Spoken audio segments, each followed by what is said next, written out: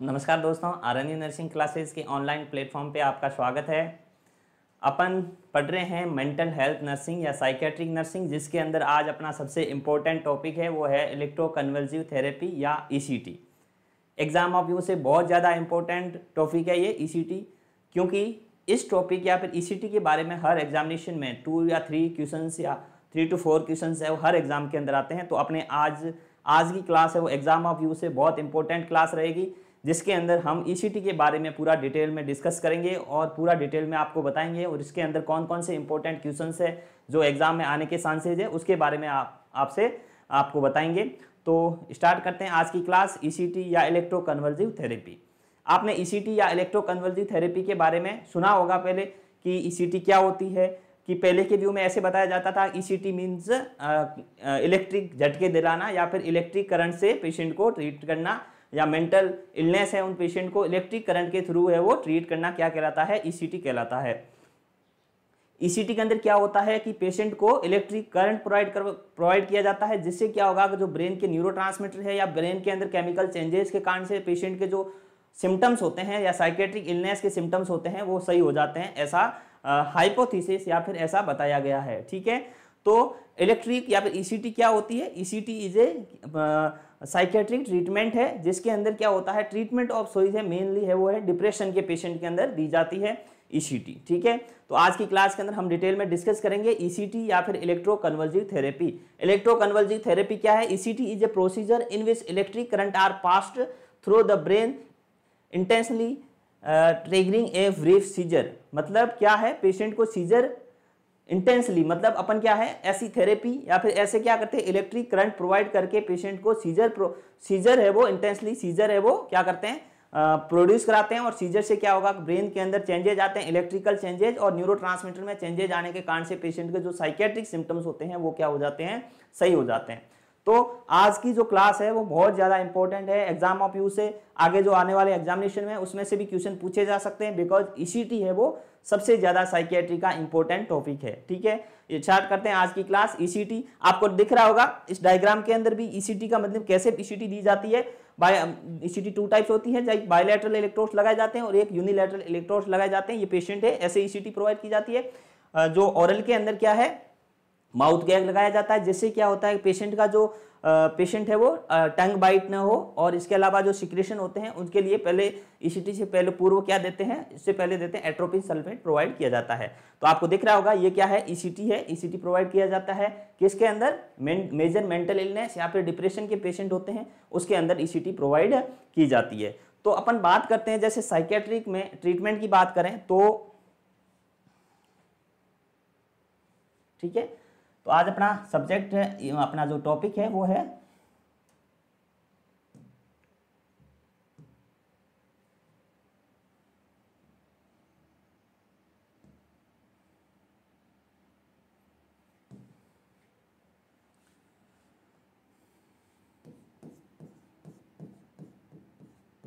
अपना जो टॉपिक है वो है इलेक्ट्रोकन्वल्सिव थेरेपी।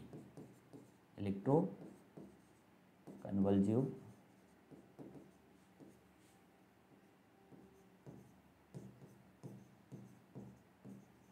ठीक है, इलेक्ट्रोकन्वल्सिव थेरेपी या फिर इसको शॉर्ट में बोला जाता है that is the ECT. Okay, आज की क्लास के अंदर हम ईसीटी के बारे में डिटेल में आपको बताएंगे कि ईसीटी क्या होती है, ईसीटी की खोज कब हुई, सभी जो ईसीटी के मोस्ट ऑफ जो टॉपिक है ईसीटी के बारे में जो भी बताया जाता है वो एग्जाम ऑफ यू से बहुत ज़्यादा इंपॉर्टेंट है। अपन बात करते हैं साइकेट्री के अंदर जो पेशेंट होता है उनके ट्रीटमेंट की बात करते हैं। तो पेशेंट को जो ट्रीट करने के लिए जो मेंटल इलनेस है पेशेंट की, मेंटल इलनेस को ट्रीट करने के लिए, ठीक है, जिन पेशेंट को मेंटल इलनेस हो गई है उन पेशेंट को ट्रीट करने के लिए मोस्ट ऑफ जैसे 3 टाइप्स ऑफ ट्रीटमेंट होता है। पहले अपन बात करते हैं तो होता है साइकोफार्माकोलॉजी। ठीक है, साइकोफार्माकोलॉजी इंपॉर्टेंट है। साइकोफार्माकोलॉजी, साइकोफार्माकोलॉजी में क्या देते हैं, पेशेंट को ड्रग्स देते हैं। एंटीसाइकोटिक ड्रग्स की बात करें, एंटी डिप्रेसेंट की बात करें, एंजियोलाइटिक ड्रग्स की बात करें, सेडेशन हो गए, ये सभी जो ट्रीटमेंट है वो आता है साइकोफार्माकोलॉजी। तो जो मेंटल डिसऑर्डर है या साइकेट्रिक इलनेस है पेशेंट को, उनके अंदर अपन मैनेजमेंट की बात करें हैं तो मैनेजमेंट के अंदर आप पेशेंट को, ठीक है, मैनेजमेंट के अंदर पेशेंट को साइकोथेरेपी, साइकोफार्माकोलॉजी, ठीक है। सेकंड वन है वो है साइकोथेरेपी, ठीक है, साइकोथेरेपी, साइकोथेरेपी। साइकोथेरेपी में क्या प्रोवाइड करते हैं, पेशेंट को थेरेपी प्रोवाइड करते हैं, जिसमें क्या है कि पेशेंट के बिहेवियर को चेंज करने के लिए थेरेपी प्रोवाइड करना, group therapy, family therapy, milieu therapy, और एल्कोहलिज्म के लिए पेशेंट के अलग से थेरेपी, एल्कोहलिज्म, एनानोमस वगैरह, तो ग्रुप होते हैं, उन ग्रुप्स के अंदर पेशेंट को क्या प्रोवाइड की जाती है, साइकोथेरेपी प्रोवाइड की जाती है। और थर्ड वन है वो है मेन ट्रीटमेंट है वो है ईसीटी, या फिर अपन बोल सकते हैं electroconvulsive therapy, electroconvulsive therapy.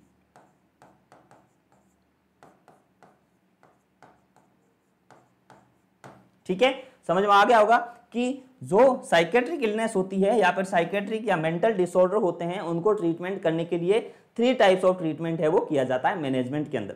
First one अपन बात करते हैं वो है साइकोफार्माकोलॉजी। साइकोफार्माकोलॉजी में पेशेंट के एज पर डिसऑर्डर है वो ट्रीटमेंट दिया जाता है, मेडिकेशन दी जाती है, जिससे पेशेंट को सिम्टम्स है वो कम हो, साइकेट्रिक इलनेस कम हो। नेक्स्ट है साइकोथेरेपी। साइकोथेरेपी के अंदर पेशेंट के बिहेवियर है, पेशेंट को जो बिहेवियर है उनको चेंज करने के लिए पेशेंट के साइकोथेरेपी दी जाती है, ग्रुप थेरेपी हो गई, फैमिली थेरेपी हो गई, उसमें पेशेंट को समझाया जाता है कि आप सही हो सकते हो या फिर आपको किस टाइप की बीमारी है, एज पर डिसऑर्डर या बीमारी के अकॉर्डिंग पेशेंट को उनको साइकोथेरेपी प्रोवाइड की जाती है। और ईसीटी में क्या है, इलेक्ट्रोकन्वल्सिव थेरेपी, जिसके अंदर क्या पेशेंट को इलेक्ट्रिक शॉक या फिर इलेक्ट्रिक करंट प्रोवाइड किया जाता है, और इलेक्ट्रिक करंट से जो ब्रेन के न्यूरोट्रांसमीटर है, ब्रेन के केमिकल चेंजेस होते हैं, और केमिकल चेंजेस होने के कारण से पेशेंट के जो सिम्टम्स है या मेंटल इलनेस के सिम्टम्स है वो क्या हो जाते हैं, सही हो जाते हैं। समझ में आ गया होगा आपको। तो ये क्या होता है, साइकेट्रिक इलनेस या फिर मेंटल डिसऑर्डर का ट्रीटमेंट या फिर इस टाइप से ट्रीट किया जाता है। ठीक है, नेक्स्ट अपन आगे बढ़ते हैं।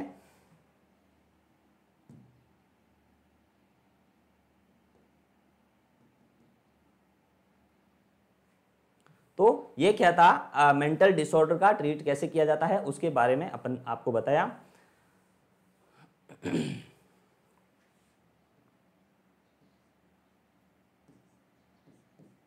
ठीक है, इसको also known as electric shock therapy भी बोलते हैं, इसको इलेक्ट्रिक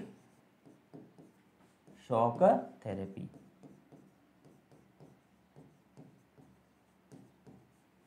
यहां पर इसको बोल सकते हैं EST, इलेक्ट्रिक शॉक थेरेपी। तो इलेक्ट्रिक शॉक थेरेपी अपन हिस्ट्री की बात करें तो जो ECT होती है वो काम कैसे करती है। ठीक है, तो अपने जो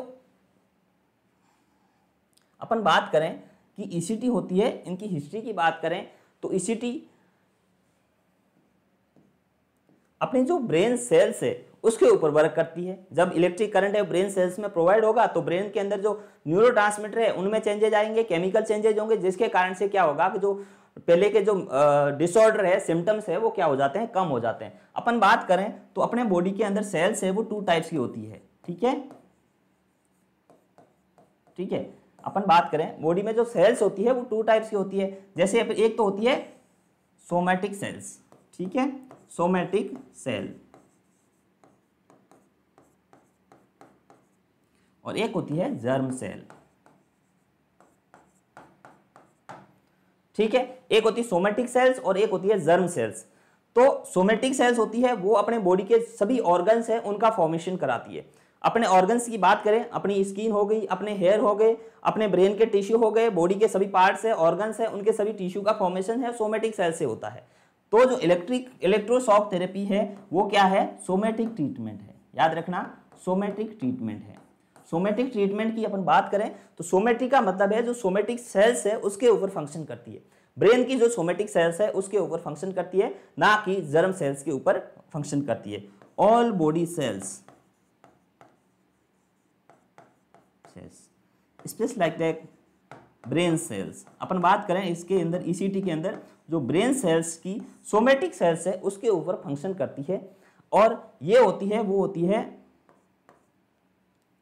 जेनेटिक सेल्स, या फिर इसको बोल सकते हैं रिप्रोडक्टिव सेल्स, रिप्रोडक्टिव सेल्स। और रिप्रोडक्टिव सेल्स के अंदर आता है वो आता है स्पर्म हो गया, ओवम हो गया, ये सब कौन सी सेल्स होती है? That is the reproductive cells. आपको समझ में आ गया होगा। तो अपन बात करते हैं, ये जो इलेक्ट्रिक शॉक थेरेपी है वो क्या है? सोमेटिक ट्रीटमेंट है जो सोमेटिक सेल्स के ऊपर फंक्शन करता है। ठीक है, तो ये क्या है? टू टाइप्स की सेल्स होती है बॉडी में, सोमेटिक सेल्स और जर्म सेल्स। जर्म सेल्स के अंदर क्या होता है? That is the ovum and sperm है वो जर्म सेल्स के अंदर आते हैं जो रिप्रोडक्शन में पार्टिसिपेट होते हैं। और सोमेटिक सेल्स होती है वो बॉडी के अदर सभी सेल्स है वो उसको सोमेटिक सेल्स बोलते हैं। और सोमेटिक सेल्स होती है वो क्या है? जिसके ऊपर अपन इलेक्ट्रिक शॉक थेरेपी या फिर इलेक्ट्रिक करंट थेरेपी ईसीटी है वो प्रोवाइड, कन्वर्जिव थेरेपी प्रोवाइड की जाती है। ठीक है, तो ईसीटी इलेक्ट्रिक शॉक थेरेपी या इलेक्ट्रो कन्वर्जिव थेरेपी क्या होती है, ये कब स्टार्ट हुई, इसकी हिस्ट्री की अपन बात करें। ठीक है, सबसे पहला है वो है हिस्ट्री।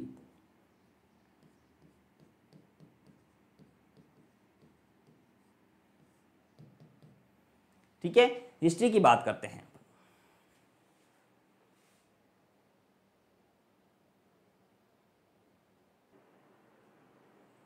अपन हिस्ट्री की बात करें तो जो पुराने ज़माने में पहले क्या है, लाइक पेशेंट को ट्रीट करने के लिए एक मेंटल इलनेस होती थी तो उसके ट्रीटमेंट के लिए कुछ ऐसा स्पेशल ट्रीटमेंट नहीं था। जैसे पीरियड ऑफ परसेक्यूशन हो गया, ठीक है, पीरियड ऑफ सेग्रीगेशन हो गया, पीरियड ऑफ प्रिवेंशन हो गया, पीरियड ऑफ साइंटिफिक हो गया। तो साइंटिफिक पीरियड था साइकेट्री के अंदर, उसके अंदर ईसीटी का या ईसीटी के बारे में खोज हुई और ये साइकेट्री का सबसे मेजर चेंजेस था। ईसीटी का या फिर इलेक्ट्रो कन्वर्जिव थेरेपी का जो सर्च है, खोज हुई, वो साइकेट्री का सबसे मेजर चेंजेस था। ठीक है, ईसीटी की हिस्ट्री की बात करें तो सबसे पहले अपन बात करें तो 1900 के आसपास जब ईसीटी जो पेशेंट को क्या देते थे साइकेट्रिक इलनेस के ट्रीटमेंट के अंदर, कपूर। ठीक है, ठीक है, सैंपर या फिर कपूर है वो पेशेंट को, कपूर का ऑयल, सैंपर ऑयल। ठीक है, सैंपर ऑयल से पेशेंट को क्या करते थे? कोमा इंड्यूस कराते थे पुराने जमाने में, कोमा इंड्यूस्ड। ठीक है, तो सैंपर से क्या करते थे? कोमा इंड्यूस कराते थे। ये जो सैंपर से कोमा इंड्यूस कराने का जो सीजर प्रोड्यूस कराते, कोमा इंड्यूस या फिर इसको बोल सकते हैं सीजर। ठीक है, सीजर है वो प्रोवाइड, सीजर है वो इनिशिएट कराते थे। और इसके बाद में सैंपर के बाद, और ये जो खोज है वो की थी सबसे पहले, वो की थी वी मेड्यूमा ने, मेड्यूमा। ठीक है, एक न्यूरो साइंटिस्ट या न्यूरो फिजिशियन थे, साइंटिस्ट थे, उन्होंने क्या, वी मेड्यूमा, उन्होंने क्या किया, सैंफर या ऑयल या फिर कपूर के तेल से कोमा या फिर सीजर प्रोड्यूस कराते थे। ये था इनिशियल में 1901 के आसपास है वो, इससे इस टाइप से पेशेंट को ईसीटी का इनिशियल चेंजेज है वो इस टाइप से था। ठीक है, इसके बाद में मेट्राजोल। ठीक है, मेट्राजोल एक ड्रग होती थी, उसके द्वारा भी सीजर है वो प्रोड्यूस करवाते थे पेशेंट को इसके बाद में। ठीक है, तो ये क्या था, स्टार्टिंग या इनिशियल ईसीटी या इलेक्ट्रो कन्वर्जिव थेरेपी है, उसको ईसीटी के अंदर इनिशियल के अंदर कैसे ईसीटी प्रोवाइड की जा रही उसके बारे में आपको बताया। 1901 के अंदर सैंफर ऑयल या फिर कपूर का तेल है उसके द्वारा पेशेंट को सीजर प्रोवाइड करवाए जाते थे, या फिर पेशेंट को मेट्राजोल है वो मेडिसिन है, उसके द्वारा पेशेंट को सीजर प्रोड्यूस कराते थे। ये जो सर्च करने का काम है वो किया था वी मेड्यूमा नाम के साइंटिस्ट है, उन्होंने इसको खोज की थी। ठीक है, उसके बाद में चेंजेस हुआ और उसके बाद में है वो 1933 के अंदर।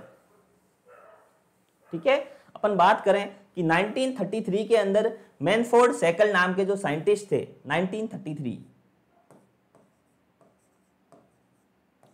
ठीक है, 1933 याद रखना, 1933 के अंदर मैनफोर्ड सेकल,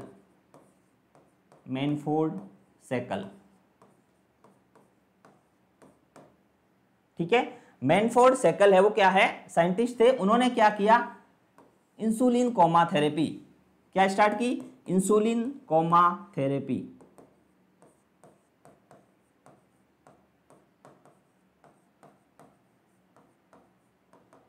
ठीक है, इंसुलिन कोमा थेरेपी या फिर इंसुलिन शॉक थेरेपी, ये स्टार्ट किसने की, मैनफोर्ड सेकल ने। इंपॉर्टेंट है, एग्जाम ऑफ व्यू से भी इसमें से क्वेश्चन पूछा जा सकता है। इंसुलिन कोमा थेरेपी सबसे पहले कब स्टार्ट हुई, 1933 के अंदर मैनफोर्ड सेकल ने इंसुलिन कोमा थेरेपी या फिर उसको बोल सकते हैं इंसुलिन शॉक थेरेपी। ठीक है, इंसुलिन शॉक थेरेपी या फिर इंसुलिन कोमा थेरेपी भी बोल सकते हैं। इसमें क्या किया, पेशेंट को high dose of insulin IV inject कराते थे पेशेंट को, जिससे क्या होते थे, पेशेंट को हाइपोग्लाइसीमिया होता था, हाइपोग्लाइसीमिया के बाद में पेशेंट कोमा में चला जाता था, फिर पेशेंट को रिवर्ट करने के लिए, सही करने के लिए डेक्सट्रोज या फिर ग्लूकोज प्रोवाइड करते थे। फिर पेशेंट के कुछ चेंजेज आते हैं और इसके कारण से ब्रेन में चेंजेस के कारण से जो साइकेट्रिक सिम्टम्स थे वो थोड़े कम हो जाते थे। ठीक है, समझ में आ गई। लेकिन क्या हुआ इस ट्रीटमेंट का, या फिर इससे क्या हुआ, पेशेंट को जो बेनिफिट था उससे ज्यादा पेशेंट को नुकसान ज्यादा होता था। बिकॉज मोस्ट ऑफ पेशेंट थे हाइपोग्लाइसीमिया, और हाइपोग्लाइसीमिक कोमा के बाद में वापस सही होते ही नहीं थे और परमानेंटली कोमा के अंदर चले जाते थे। तो इस ट्रीटमेंट से क्या हुआ, पेशेंट को बेनिफिट से ज्यादा नुकसान ज्यादा हुए, इस कारण से ये ट्रीटमेंट भी सक्सेस नहीं हो पाया। अपन बात करें इसमें क्या करते थे, पेशेंट को पहले सबसे फर्स्ट स्टेप है इसके अंदर high dose of insulin, high dose of insulin inject करते थे। ठीक है, सबसे पहले पेशेंट को क्या करते थे, हाई डोज ऑफ इंसुलिन है वो आईवी इंजेक्ट कराते थे पेशेंट को। उसके बाद में क्या करते थे, पेशेंट को हाइपोग्लाइसीमिया, इससे कारण क्या होता था, हाइपोग्लाइसीमिया। ठीक है, और हाइपोग्लाइसीमिया के बाद पेशेंट को आफ्टर 3 आवर्स पेशेंट को क्या हो जाता था, कोमा में चला जाता था। हाइपोग्लाइसीमिया कारण से पेशेंट है वो किसमें, कोमा में। ठीक है, पेशेंट को high dose of insulin inject कराते थे, पेशेंट हाइपोग्लाइसीमिया में चला जाता था। सीवियर हाइपोग्लाइसीमिया के बाद में पेशेंट को आफ्टर 3 आवर्स पेशेंट है वो कोमा में चला जाता था। फिर पेशेंट को कोमा से रिवर्स करने के लिए क्या करते थे, पेशेंट को आईवी डेक्सट्रोज इंजेक्ट कराते थे। फिर क्या करते थे, पेशेंट को आईवी डेक्सट्रोज या फिर ग्लूकोज,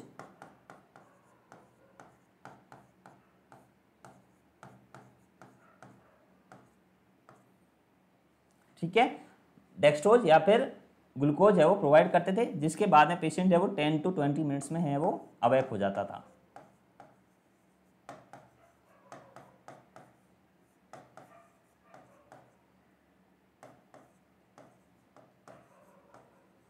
ठीक है, समझ में आ गया आपको। तो ये करते थे किसके अंदर, इंसुलिन कोमा थेरेपी या insulin shock therapy. High dose of insulin inject करते थे आईवी, पेशेंट को हाइपोग्लाइसीमिया हो जाता था। हाइपोग्लाइसीमिया के बाद में 3 घंटे बाद तक पेशेंट क्या हो जाता, कोमा में चला जाता था। कोमा में जाने के बाद में पेशेंट को वापस उसको रिवर्ट करने के लिए डेक्सट्रोज देते थे या ग्लूकोज देते थे। उसके बाद में पेशेंट है वो 10 to 20 मिनट्स के अंदर पेशेंट है वो वापस किस में आ जाता था, नॉर्मल कंडीशन में आ जाता था, अवेक हो जाता था। लेकिन इससे जो पेशेंट सही हुए उससे ज्यादा पेशेंट को नुकसान ज्यादा हुआ। कई सारे पेशेंट है वो उनकी डेथ हो गई, कई सारे पेशेंट थे वो परमानेंटली कोमा के अंदर चले गए। तो ये थेरेपी सक्सेस नहीं हो पाई, बिकॉज क्या है, पेशेंट को बेनिफिट से ज्यादा पेशेंट को नुकसान है वो ज्यादा हुए। तो ये भी जो इंसुलिन शॉक थेरेपी है या इंसुलिन कोमा थेरेपी है वो क्या हुआ, ऑल ओवर है वो सक्सेस नहीं हो पाई। ठीक है, तो आपको याद रखना है 1933 के अंदर मैनफोर्ड सेकल नाम के साइंटिस्ट थे, उन्होंने इंसुलिन कोमा थेरेपी या फिर इंसुलिन शॉक थेरेपी है वो स्टार्ट की। एग्जाम ऑफ व्यू से यहां से भी एक क्वेश्चन है वो बन सकता है। ठीक है, समझ में आ गया होगा आपको। आगे बढ़ते हैं अपन।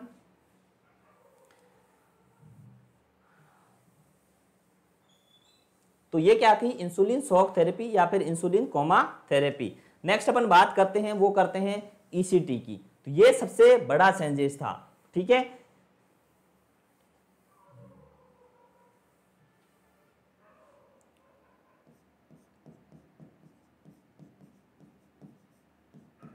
अपन हिस्ट्री पढ़ रहे हैं, तो हिस्ट्री के अंदर अपन आपको समझ में आ गया। सबसे पहले तो कपूर या फिर सैंफर का ऑयल है उससे पेशेंट को शॉक या फिर सीजर प्रोड्यूस कराते थे, और पेशेंट के उससे क्या होते थे, जो साइकेट्रिक सिम्टम्स है वो क्या हो जाते थे, कम हो जाते। उसके बाद में 1933 के अंदर मैनफोर्ड सेकल नाम के साइंटिस्ट है, उन्होंने क्या किया, इंसुलिन कोमा थेरेपी या इंसुलिन शॉक थेरेपी स्टार्ट की, जिसके अंदर पेशेंट को हाई डोज ऑफ इंसुलिन है वो आईवी इंजेक्ट कराते हैं, जिसके कारण से पेशेंट हाइपोग्लाइसीमिया में चला जाता है। हाइपोग्लाइसीमिया के बाद पेशेंट कोमा में चला जाता है। कोमा के बाद में पेशेंट को रिवर्ट करने के लिए क्या करते हैं, ग्लूकोज या फिर डेक्सट्रोज इंजेक्ट कराते हैं, जिससे पेशेंट के वापस क्या हो जाता, अवेक हो जाता। इसके अंदर नुकसान ज्यादा ये हुए, पेशेंट है वो कई सारे मोस्ट ऑफ कोमा के अंदर भी रह गए, वापस सही नहीं हो पाए, कई पेशेंट की डेथ हो गई हाइपोग्लाइसीमिक अरेस्ट के कारण से। तो ये क्या होते हैं, पेशेंट में इंसुलिन कोमा थेरेपी से नुकसान ज्यादा हुए। तो ये जो साइंस का सबसे साइकेट्री का मेन चेंजेस हिस्ट्री में अपन बात करें, साइकेट्री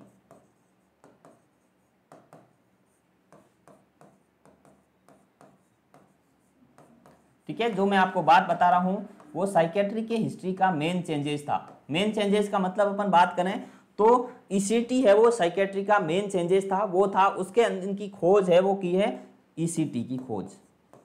ईसीटी या फिर इलेक्ट्रिक शॉक थेरेपी या फिर electroconvulsive therapy, electric shock therapy, electroconvulsive therapy, इसकी खोज सबसे पहले 1938 के अंदर, इंपॉर्टेंट है, यहां से भी क्वेश्चन बनने के सबसे ज्यादा चांसेज है। 1938 के अंदर ह्यूगो कैर्लेटी एंड ल्यूसिनो बिनी, ठीक है, ह्यूगो कैर्लेटी एंड ल्यूसिनो बिनी।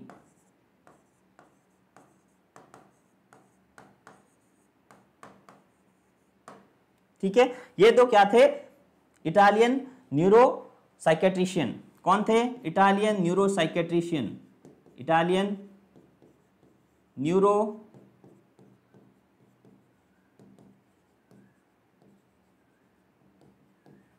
न्यूरो साइकेट्रिशियन थे। कौन? ह्यूगो कैर्लेटी एंड ल्यूसिनो बिनी। इन्होंने सबसे पहले ईसीटी की खोज की। ठीक है, सबसे पहले ईसीटी की खोज,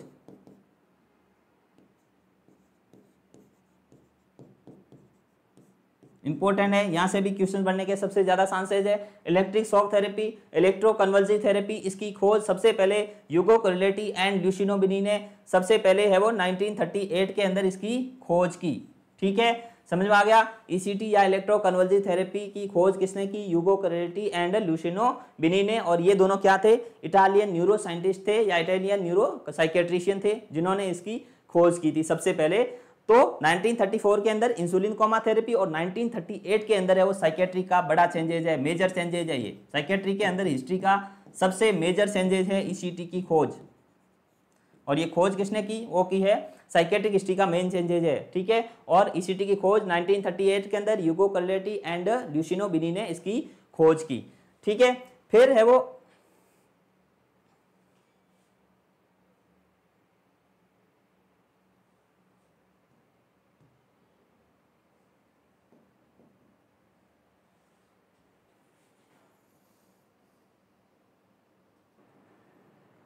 ठीक है, तो ये क्या हो गया? ईसीटी की खोज। ईसीटी के बाद में फिर 1976 के अंदर,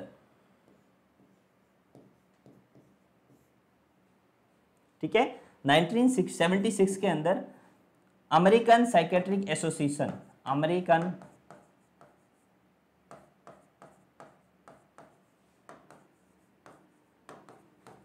साइकेट्रिक एसोसिएशन ने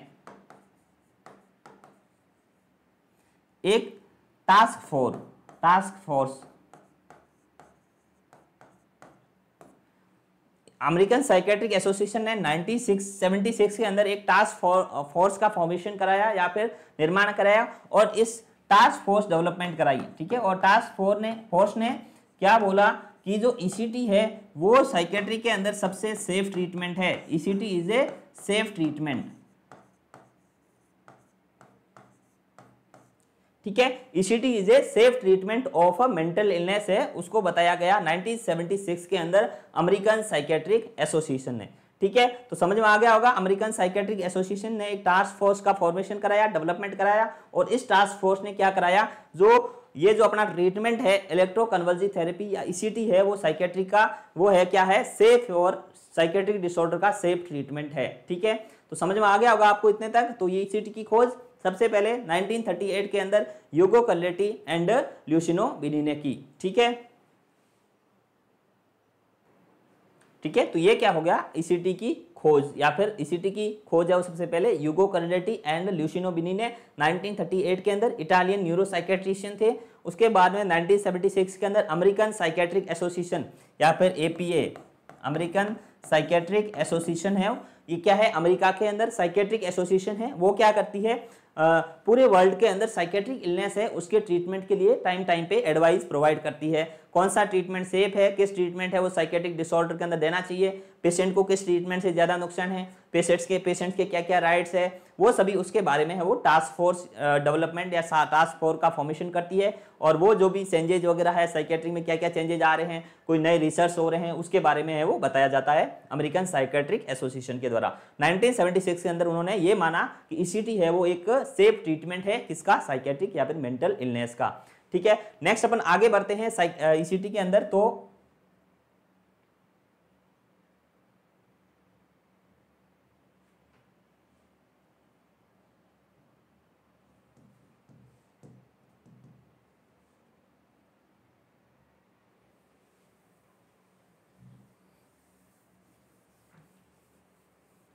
डेफिनेशन की बात करें कि ईसीटी की डेफिनेशन क्या होती है, तो उसके बारे में आपको बताते हैं। तो जो अभी तक अपन ने डिस्कस किया है वो बहुत ज़्यादा इंपॉर्टेंट है। इस ईसीटी के अंदर जहाँ से भी पढ़ा जाता है, हिस्ट्री के अंदर से भी क्वेश्चन 1-2 बार क्वेश्चन पूछे गए हैं, ठीक है। फिर डेफिनेशन हो गई, क्या क्या टाइप्स है, मेथड्स क्या है, कौन कौन से टाइप्स होते हैं ईसीजी के, हर किसी में से, हर टॉपिक में से एग्जाम के अंदर, एग्जाम ऑफ व्यू से क्या है, इंपॉर्टेंट क्वेश्चंस या फिर क्वेश्चंस है वो पूछे जाते हैं, ठीक है। अपन बात करते हैं ईसीटी की definition,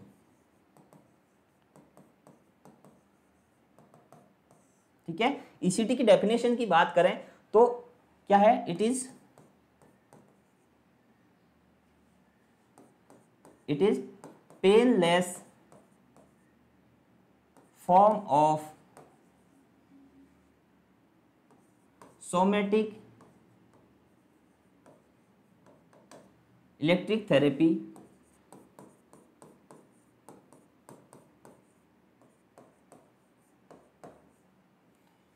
in which electric current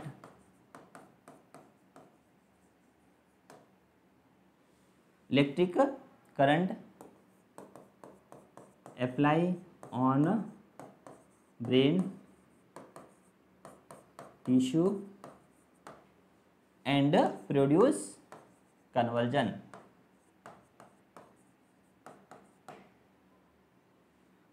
stage of conversion, ठीक है, स्टेज ऑफ कन्वर्जन। और कन्वर्जन होते हैं वो होते हैं ग्रांड माल सीजर, सॉरी,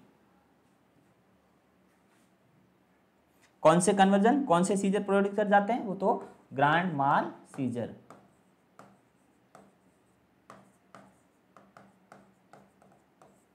ठीक है, produce grand mall stage of convulsion या ग्रांड माल सीजर, ठीक है। तो समझ में आ गया होगा क्या डेफिनेशन क्या होती है। It is painless form of somatic treatment, electric therapy है, सोमेटिक इलेक्ट्रिक थेरेपी या कन्वर्जिव थेरेपी है, in which electric current apply on the brain tissue and produce stage of convulsion या फिर ग्रांड माल सीजर, ठीक है। इसके अंदर क्या किया जाता है, एक ऐसी थेरेपी जिसके अंदर पेशेंट पे इलेक्ट्रिक करंट प्रोवाइड किया जाता है, प्रोड्यूस करवाया जाता है, इलेक्ट्रिक करंट के कारण से सोमेटिक सेल्स है ब्रेन की, उसके अंदर है वो कन्वर्जन या फिर ग्रैंड माल सीजर है वो प्रोड्यूस कराया जाता है, किसके अंदर, इलेक्ट्रिक करंट थेरेपी या इलेक्ट्रिक शॉक थेरेपी के अंदर, ठीक है। तो ये क्या होता है, इलेक्ट्रोकन्वर्जन थेरेपी या ईसीटी क्या डेफिनेशन है वो होती है। इट इज डेफिनेशन क्या होती है, it is the painless form of somatic electric therapy in which electric shock या फिर electric current apply on the brain tissue and produce stage of convulsion या फिर ग्रैंड माल सीजर, जिससे क्या होगा, पेशेंट के जो ब्रेन के टिश्यू है उसके अंदर चेंजेस आएंगे, न्यूरोट्रांसमीटर में चेंजेस आएंगे, जिसके कारण से पेशेंट के जो सिम्टम्स है या साइकेट्रिक इलनेस के सिम्टम्स है वो क्या हो जाते हैं, कम हो जाते हैं। तो ये क्या हो गई पेशेंट ईसीटी की डेफिनेशन। नेक्स्ट अपन बात करें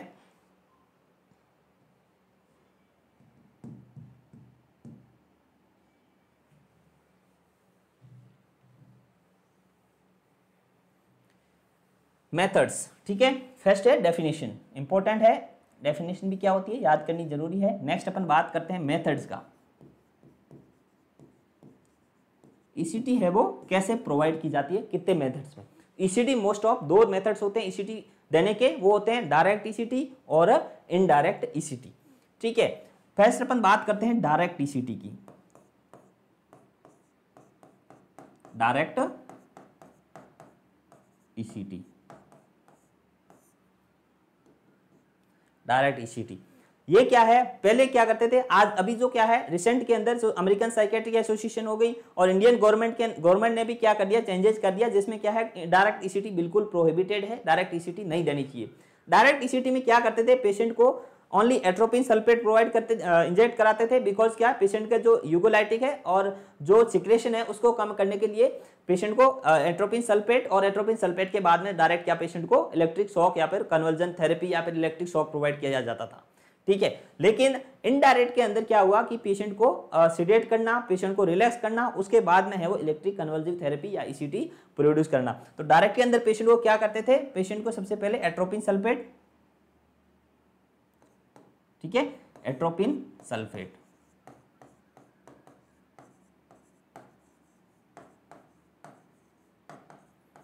ठीक है, एट्रोपिन सल्फेट 0.6 to 1 mg क्या देते थे, एट्रोपिन सल्फेट है वो इंजेक्ट करते थे। ठीक है, एट्रोपिन सल्फेट इंजेक्शन जो क्या करता है, सिलेवरी सिक्रेशन कम हो जाए उससे, सिलेवरी सिक्रेशन डिक्रीज करता है ये। ठीक है, सिलेवरी सिक्रेशन है वो उसको कम करेगा। तो सिलेवरी सिक्रेशन कम होंगे तो एस्पिरेशन न्यूमोनिया के चांसेस कम हो जाते हैं। और पेशेंट को क्या है, इससे पहले क्या रखना है, एनपीओ रखना है। इंपॉर्टेंट है, हर पेशेंट को क्या रखना है, एनपीओ रखना है ना, किसके अंदर, ईसीटी देने से पहले, बिफोर 4 आवर्स, कम से कम होल नाइट है वो एनपीओ रखते हैं पेशेंट को। लेकिन जो थेरेपी है और थेरेपी से पहले है वो पेशेंट को 4 घंटे पहले क्या रखना है, एनबीएम रखना है, एनपीओ रखना है। तो एट्रोपिन सल्फेट प्रोवाइड करते थे और एट्रोपिन सल्फेट के बाद में पेशेंट को इलेक्ट्रिक करंट थेरेपी या ईसीटी डायरेक्ट प्रोवाइड कर देते थे। ठीक है, और इलेक्ट्रिक ईसीटी या फिर electric converging therapy, electric shock therapy के अंदर जो करंट वो कितना टाइम है, 0.5 to 1 सेकेंड, 1 सेकेंड। ठीक है, ये इसका टाइम है, इंपॉर्टेंट है, याद रखना। 0.5 to 1 सेकेंड है वो क्या देते थे पेशेंट को, ईसीटी या फिर इलेक्ट्रोकन्वर्जिंग थेरेपी, इलेक्ट्रिक शॉक प्रोवाइड करते थे। किसके अंदर, डायरेक्ट ईसीटी के अंदर। तो डायरेक्ट ईसीटी के अंदर पेशेंट को कोई सेडेशन नहीं देते थे, कोई रिलैक्सेंट प्रोवाइड को पेशेंट को नहीं देते थे, डायरेक्ट इलेक्ट्रोकन्वर्जिंग थेरेपी देते थे बिफोर, ऐसा क्या है, हाफ एन आवर बिफोर क्या एट्रोपिन सल्फेट प्रोवाइड करते थे। ठीक है, एट्रोपिन सल्फेट कब देते हैं, half an hour before procedure. ठीक है, इंपॉर्टेंट है, half an hour before atropine sulphate देके फिर पेशेंट को क्या है, ईसीटी प्रोवाइड करते थे। नेक्स्ट अपन आगे बढ़े तो एक होता फर्स्ट हो गया डायरेक्ट ईसीटी, सेकंड है वो है इनडायरेक्ट ईसीटी, इनडायरेक्ट ईसीटी।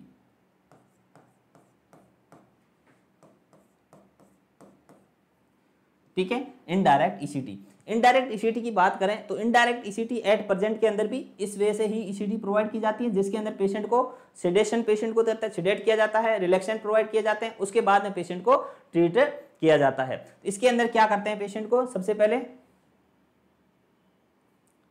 ठीक है, सबसे पहले पेशेंट को रखते हैं एनपीओ या फिर अपन बोल सकते हैं एनबीएम।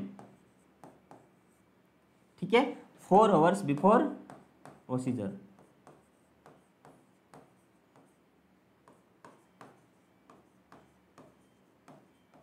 ठीक है, अब अपन बात करें कि एनबीएम या फिर एनपीओ क्यों रखते हैं, तो पेशेंट को एस्पिरेशन न्यूमोनिया से प्रिवेंशन के लिए क्या रखते हैं, एनबीएम रखते हैं।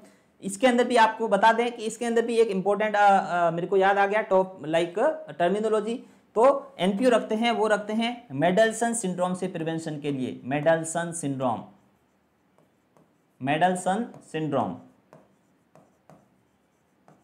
ठीक है, मेडल्सन सिंड्रोम क्या होता है कि एनेस्थीसिया या फिर एनेस्थीसिया से देने से कारण से पेशेंट को यदि एस्पिरेशन हो जाता है, पेशेंट को एनेस्थीसिया के कारण से एस्पिरेशन न्यूमोनिया होता है, तो उसको मेडल्सन सिंड्रोम कहते हैं। मेडल्सन सिंड्रोम क्या होता है कि कोई पेशेंट को अपन ने एनबीएम नहीं किया, एनपीओ नहीं किया बिफोर एनी सर्जरी, और पेशेंट ओटी में लिया और पेशेंट को एनेस्थीसिया दे दिया। एनेस्थीसिया देने के कारण से जो गैस्ट्रिक कंटेंट है वो क्या हो गया, वो रीगर्गिटेट हो गया। रीगर्गिटेट होने के बाद में पेशेंट के लंग्स के अंदर एस्पिरेशन चले गए और उसके कारण से एस्पिरेशन न्यूमोनिया होना, एस्पिरेशन न्यूमोनिया, एस्पिरेशन न्यूमोनिया। ठीक है, एस्पिरेशन न्यूमोनिया हो जाता है और एस्पिरेशन न्यूमोनिया होना क्या कहलाता है, मेडल्सन सिंड्रोम कहलाता है। ये भी इंपॉर्टेंट है, एग्जाम ऑफ यू से पूछा जा सकता है, मेडल्सन सिंड्रोम क्या होता है। मेडल्सन सिंड्रोम से प्रिवेंशन के लिए, मेडल्सन सिंड्रोम एस्पिरेशन न्यूमोनिया का टाइप है, जिसमें क्या है, गैस्ट्रिक कंटेंट है वो लंग्स के अंदर चले जाते हैं, और चले जाने का कारण है पेशेंट को यदि एनपीओ नहीं रखा है या फिर एनबीएम नहीं रखा है, या फिर पेशेंट को सर्जरी से पहले आपने देखा होगा पेशेंट को क्या देते हैं, एमसेट या एमसीपी, मेटक्लोप्रामाइड, ये है वो प्रोवाइड करते हैं, जिससे क्या होगा, पेशेंट को वॉमिटिंग नहीं हो और पेशेंट को गैस्ट्रिक सिक्रेशन या फिर गैस्ट्राइटिस के चांस है वो कम हो और पेशेंट को मेडल्सन सिंड्रोम से प्रिवेंशन हो सके। तो इंपॉर्टेंट है मेडल्सन सिंड्रोम क्या होता है। मेडल्सन सिंड्रोम क्या होता है कि एस्पिरेशन या फिर सर्जरी से पहले पेशेंट को एनपीएम नहीं रखे या एनबीओ नहीं रखा और पेशेंट को यदि जो गैस्ट्रिक सिक्रेशन है वो यदि एनेस्थीसिया के कारण से यदि एस्पिरेट कर जाता है तो उसको क्या बोला जाता है, मेडल्सन सिंड्रोम बोला जाता है। एग्जाम ऑफ यू में भी इंपॉर्टेंट है।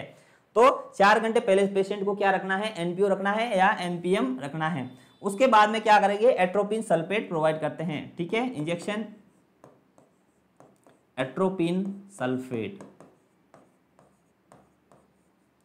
ठीक है, एट्रोपिन सल्फेट है, इसका डोज है वो है 0.6 to 1 mg। ठीक है, एट्रोपिन क्या करते हैं, एट्रोपिन देते हैं और ये क्या करेगा, पेशेंट के जो सिक्रेशन है या फिर जो सलेवरी सिक्रेशन है उसको कम करेगा और पेशेंट को एस्पिरेशन के चांस कम रहेंगे। इसके लिए क्या करते हैं, इनडायरेक्ट ईसीटी के अंदर पेशेंट को एट्रोपिन सल्फेट है वो प्रोवाइड करते हैं। ठीक है, नेक्स्ट अपन बात करें उसके बाद में क्या करते हैं पेशेंट को। ठीक है, एट्रोपिन सल्फेट दे दिया। एट्रोपिन सल्फेट के बाद में ये एट्रोपिन सल्फेट कब देते हैं, half an hour before.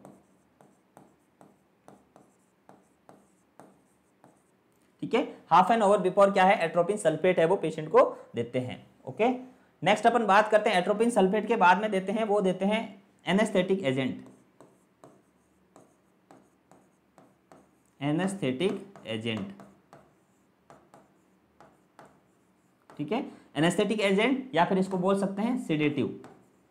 Patient को सेडेट करना जरूरी होता है। इनडायरेक्ट ईसीटी सबसे ज्यादा बेनिफिट है बिकॉज पेशेंट को एक्सपीरियंस बहुत बैड एक्सपीरियंस होता है पेशेंट को यदि डायरेक्ट ईसीटी प्रोवाइड की जाती है। किसी पेशेंट को अपन सोच सकते हैं कि कुछ सेडेशन या कुछ रिलैक्स नहीं किया हो, उसको इलेक्ट्रिक शॉक देना एक बहुत मेजर क्या है, ट्रॉमा है, फिजिकल ट्रॉमा है। तो इस कारण से क्या किया, जो अमेरिकन साइकेट्रिक एसोसिएशन और इंडियन गवर्नमेंट ने भी इसको एक्सेप्ट किया बिकॉज क्या होगा, पेशेंट को यदि डायरेक्ट ईसीटी देते हैं तो पेशेंट का एक बहुत बड़ा बैड एक्सपीरियंस होता है और पेशेंट को इलेक्ट्रिक यदि कॉन्शियस फेज के अंदर पेशेंट को यदि शॉक देना या फिर करंट प्रोवाइड करना, that is not good for the patient. Okay, तो एनेस्थेटिक एजेंट या फिर सिडेशन देते थे और सिडेशन के अंदर पेशेंट को क्या देते थे, वो देते थे थायोपेंटॉल सोडियम। ठीक है, क्या देते थे, थायोपेंटॉल सोडियम, थायोपेंटॉल सोडियम। ये क्या है, सिडेटिव है या एनेस्थेटिक एजेंट है, थायोपेंटॉल सोडियम। ठीक है, ये देते थे 2 to 5 mg पर केजी बॉडी वेट के अकॉर्डिंग, 2 to 5 mg पर केजी बॉडी वेट। ये मैं आपको इनडायरेक्ट ईसीटी है वो कैसे प्रोवाइड करते थे उसके बारे में बता रहा हूं। तो सबसे पहले एट्रोपिन सल्फेट दे दिया 0.6 to 1 mg पर KG body, sorry 1 mg। And next anaesthetic agent sedative thiopental sodium 2 to 5 mg पर केजी बॉडी वेट के अकॉर्डिंग। नेक्स्ट है वो पेशेंट को, फिर पेशेंट को क्या देते थे, वो देते थे मसल्स रिलैक्सेंट।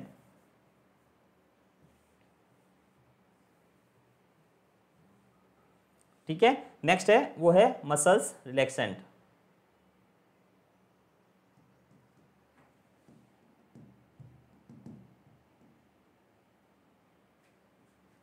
आगे बढ़ते हैं, तो थायोपेंटॉल सोडियम दे दिया। उसके बाद में पेशेंट को क्या देते थे, मसल्स रिलैक्सेंट। और मसल्स रिलैक्सेंट के अंदर पेशेंट को देते थे सक्सिनाइल क्लोराइड,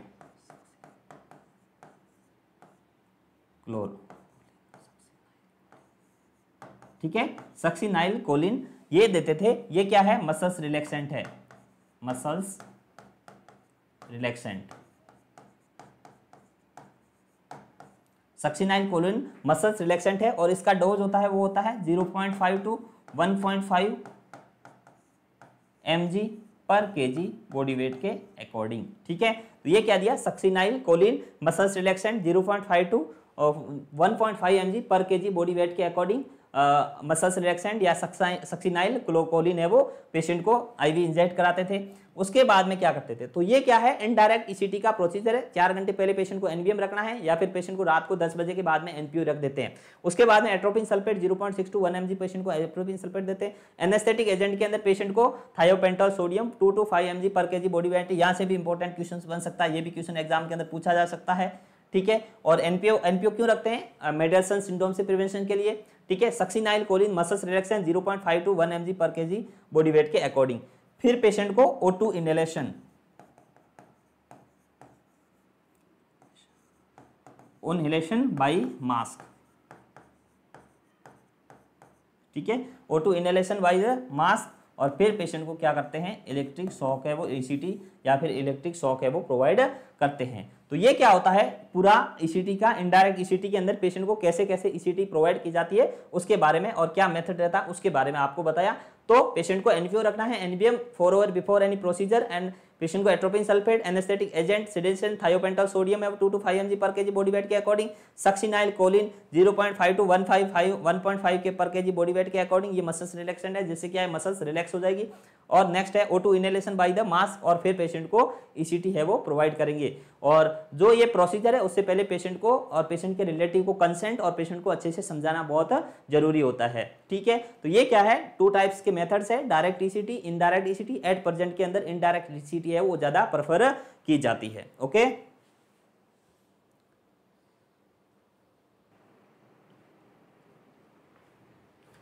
नेक्स्ट अपन आगे बढ़ते हैं। तो ये क्या हो गया मेथड्स। ठीक है, मेथड्स के अंदर डायरेक्ट और इनडायरेक्ट ECT, उसके बारे में आपको बताया। डायरेक्ट के अंदर कुछ नहीं करते हैं, एट्रोपिन सल्फेट प्रोवाइड करते हैं, और एट्रोपिन सल्फेट है वो क्या कर देगा, सिक्रेशन है, सलेवरी सिक्रेशन कम होंगे और उसके कारण से पेशेंट को एस्पिरेशन निमोनिया नहीं हो। और नेक्स्ट इनडायरेक्ट के अंदर पेशेंट को पूरा प्रोसीजर तरीके से लाइक 4 आवर बिफोर पेशेंट को NPO रखना है।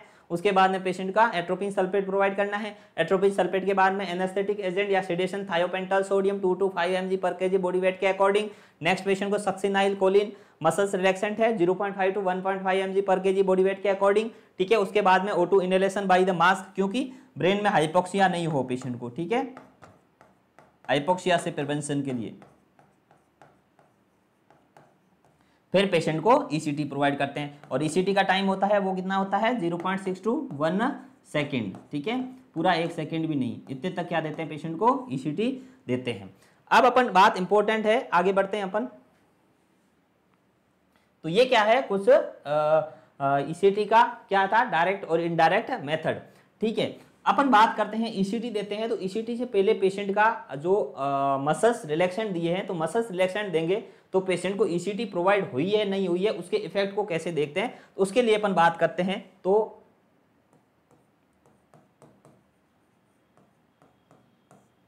इंपॉर्टेंट इंप्रेशन है कि पेशेंट को मसल्स रिलैक्सेंट दिए हैं, तो मसल्स रिलैक्सेंट देने से पहले पेशेंट की जो लेग है, एक लेग के अंदर, लेग की थाई के अंदर क्या है, एक BP कप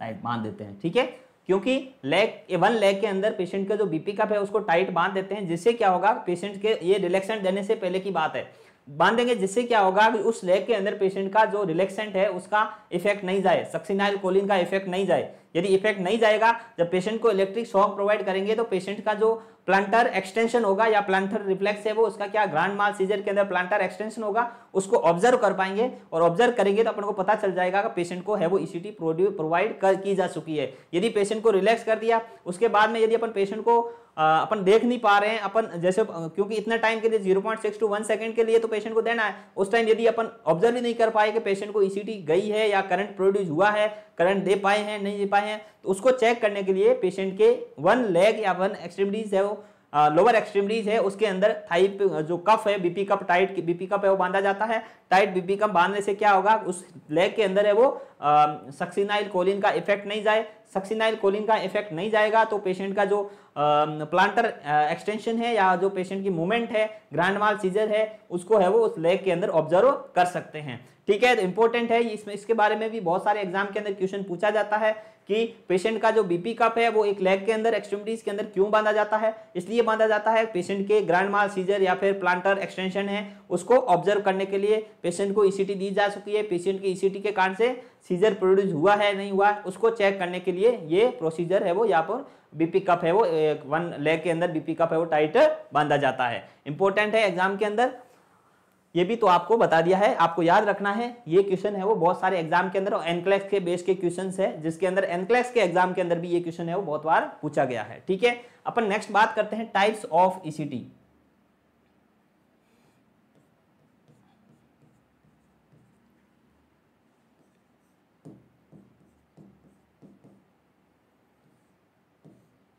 मेथड्स 2 हो गए, डायरेक्ट और indirect. Upon types of ECT की बात करें तो टाइप्स ऑफ ECT है वो होती है 2 टाइप्स की। ठीक है, एक होता है बाइलेटरल ECT, बाइलेटरल ECT। ठीक है, बाइलेटरल ECT, और एक होता है वो होता है यूनिलेटरल ECT। समझ में आ गया। बाइलेटरल ईसीटी के अंदर क्या करते हैं उसके बारे में आपको बताते हैं। बाइलेटरल ईसीटी के अंदर क्या है, जो इलेक्ट्रोड्स प्लेसमेंट है, जो ईसीटी इलेक्ट्रोड्स का प्लेसमेंट है वो दोनों साइड में टेम्पोरल बाई टेम्पोरल रीजन के अंदर लगाए जाते हैं। ठीक है, ईसीजी इलेक्ट्रोड्स प्लेस्ड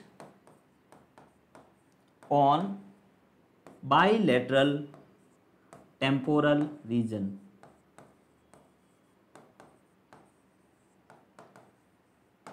ठीक है, बाइलेटरल टेम्पोरल रीजन के अंदर इलेक्ट्रोड्स है या ईसीटी इलेक्ट्रोड्स है उसको लगाया जाता है। किसके अंदर, बाइलेटरल ईसीटी के अंदर। ठीक है, नेक्स्ट अपन बात करें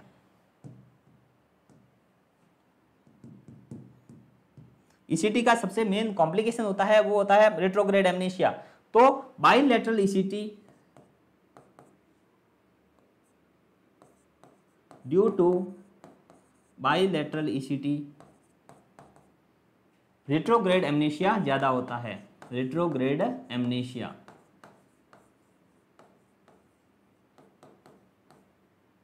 ठीक है, या फिर पोस्ट कन्वर्जन कंफ्यूजन।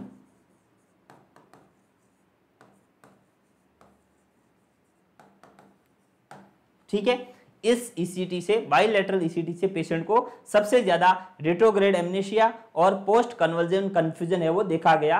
इस कारण से जो रिसेंट के अंदर बाइलेटरल की जगह यूनिलेटरल ईसीटी है वो सबसे ज्यादा प्रेफर है वो की जाती है। मोस्ट कॉमन अभी जो रिसेंट के अंदर बाइलेटरल की जगह यूनिलेटरल ईसीटी है वो प्रोवाइड की जाती है। बाइलेटरल ईसीटी में बात करें अपन तो ईसीजी का जो इलेक्ट्रोड्स प्लेसमेंट है वो कैसे किए जाते हैं उसके बारे में आपको बताते हैं। जैसे ये अपने ईयर्स हो गए, ठीक है,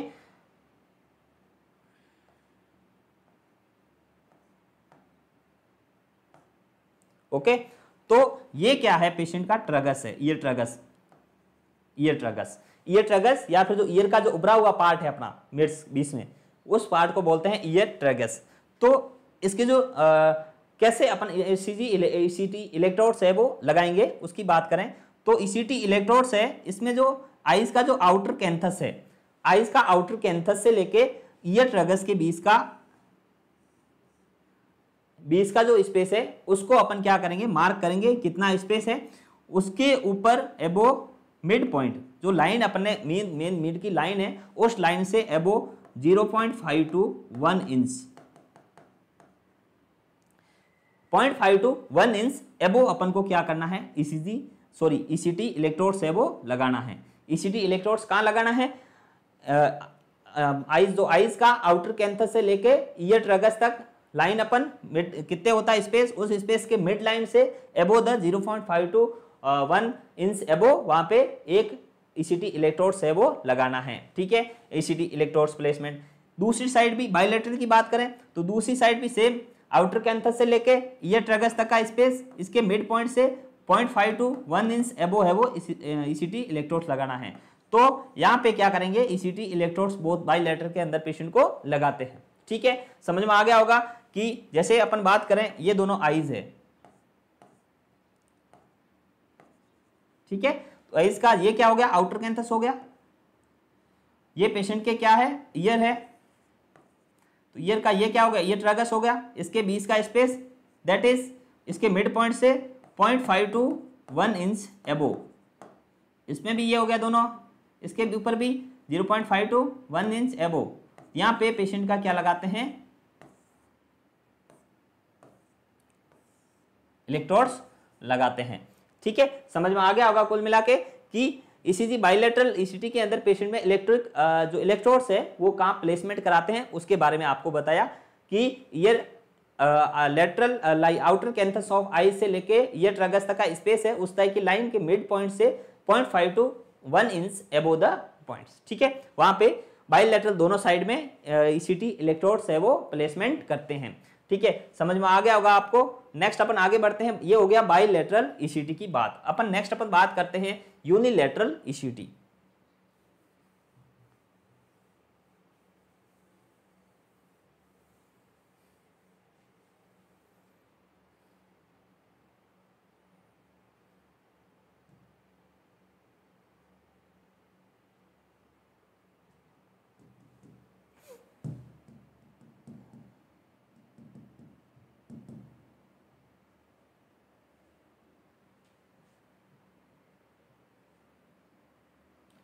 सेकंड है वो है यूनिलैटरल ईसीटी।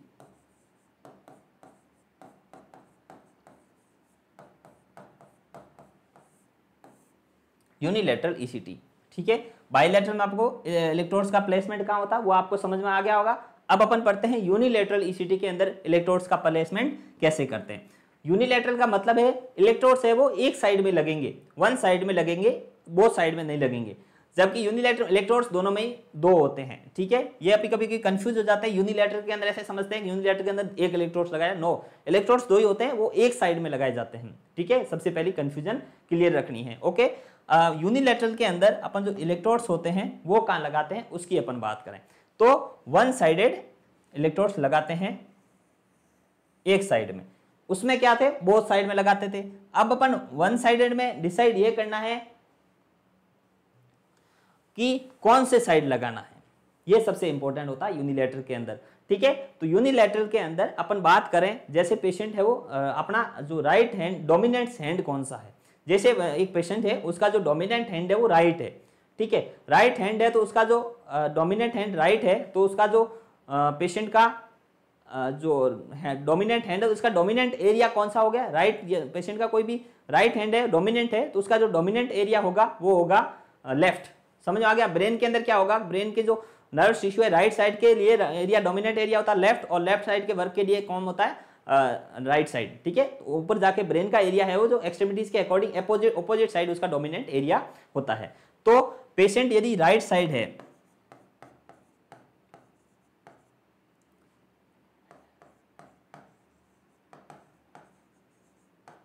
राइट साइड से फंक्शन करता है या राइट साइड राइट हैंडेड है पेशेंट, तो राइट हैंडेड है तो उसका जो लेफ्ट साइड का जो एरिया है वो क्या है, डोमिनेंट है। और अपन को जो इलेक्ट्रोड्स प्लेस करने हैं वो नॉन डोमिनेंट साइड करने हैं, नॉन डोमिनेंट साइड।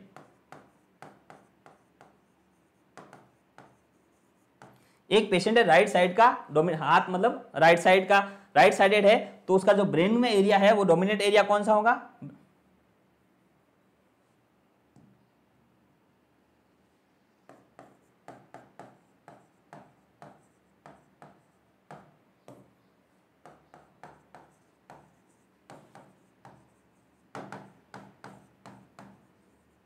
इसमें कंफ्यूजन नहीं रखनी है।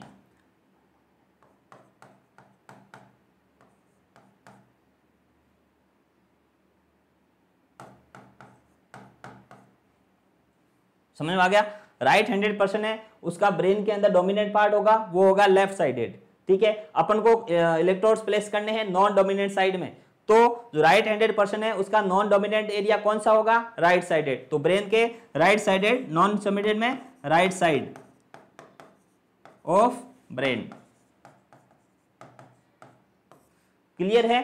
पेशेंट है वो राइट हैंडेड है, राइट साइड से काम ज्यादा करता है, राइट हैंड डोमिनेंट पर्सन है, उसका जो एरिया है ब्रेन के अंदर डोमिनेंट एरिया होगा लेफ्ट साइडेड। और लेफ्ट साइडेड क्योंकि जो ऊपर से ब्रेन की जो नर्व्स होती है वो क्रॉस करती है, इस कारण से जो राइट साइड के फंक्शन के जब स्ट्रोक भी होता है लेफ्ट साइडेड स्ट्रोक होगा तो पेशेंट का राइट एक्सट्रीमिटीज वीकनेस होगी है, और लेफ्ट साइडेड स्ट्रोक होगा तो राइट साइड की एक्सट्रीमिटीज है वो वीकनेस होती है। तो पेशेंट यदि राइट साइड से फंक्शन कर रहा है, राइट हैंडेड है, तो पेशेंट के लेफ्ट साइड का ब्रेन है वो डोमिनेंट है, उसका लेफ्ट साइड का ब्रेन है वो फंक्शन करता है। तो इस कारण से पेशेंट को राइट हैंडेड पर्सन को नॉन डोमिनेंट एरिया कौन सा होगा, राइट साइडेड होगा, डोमिनेंट एरिया कौन सा होगा, लेफ्ट साइडेड होगा। तो पेशेंट को कहां पे लगानी है, non dominant area right side ही लगानी, राइट हैंडेड पर्सन को राइट साइडेड इलेक्ट्रोड्स प्लेसमेंट कराने हैं, ठीक है। राइट हैंडेड जो पेशेंट है उसको राइट साइडेड डोमिनेंट एरिया होगा और राइट साइड के अंदर इलेक्ट्रोड्स प्लेसमेंट कराने हैं। और इलेक्ट्रोड्स प्लेसमेंट कैसे करते हैं, यूनिलैटरल के अंदर सेम, जैसे पेशेंट राइट साइड की अपन बात करें तो राइट साइड में सेम सर्च करना है पेशेंट को, या इसका आउटर कैंथस ईयर ट्रगस इसके मिड पॉइंट से 0.52 यहाँ एक इलेक्ट्रोड लगाएंगे और एक लगाएंगे वो लगा रहे हैं वो लगा मिड टेम्पोरल रीजन, सॉरी सेंट्रो पैराइटल रीजन, सेंट्रो पैराइटल रीजन, ठीक है। समझ में आ गया। एक इलेक्ट्रोड लगेगा वहीं पे ये ट्रैगस से ऊपर टेम्पोरल रीजन के अंदर जहाँ बायलैटरल ईसीटी में वहां लगाते हैं। दूसरा इलेक्ट्रोड लगाते हैं सेंट्रोपराइटल रीजन के अंदर। सेंट्रोपराइटल मतलब जो पराइटल बोन है उसके सेंट्रल के अंदर दूसरा इलेक्ट्रोड्स लगाते हैं। समझ में आ गया होगा आपको। एक इलेक्ट्रोड्स है वो कहाँ है, मतलब अपन को लगाना है ब्रेन के एक साइड के अंदर, यूनिलेटरल के अंदर। एक साइड में कहाँ लगाना है, राइट हैंडेड पर्सन है उसके राइट साइड के ब्रेन में लगाना है, बिकॉज राइट हैंडेड पर्सन का जो डोमिनेंट एरिया होता है वो होता है लेफ्ट साइडेड, और लेफ्ट साइडेड पर्सन का डोमिनेंट एरिया होता है वो राइट साइडेड होता है।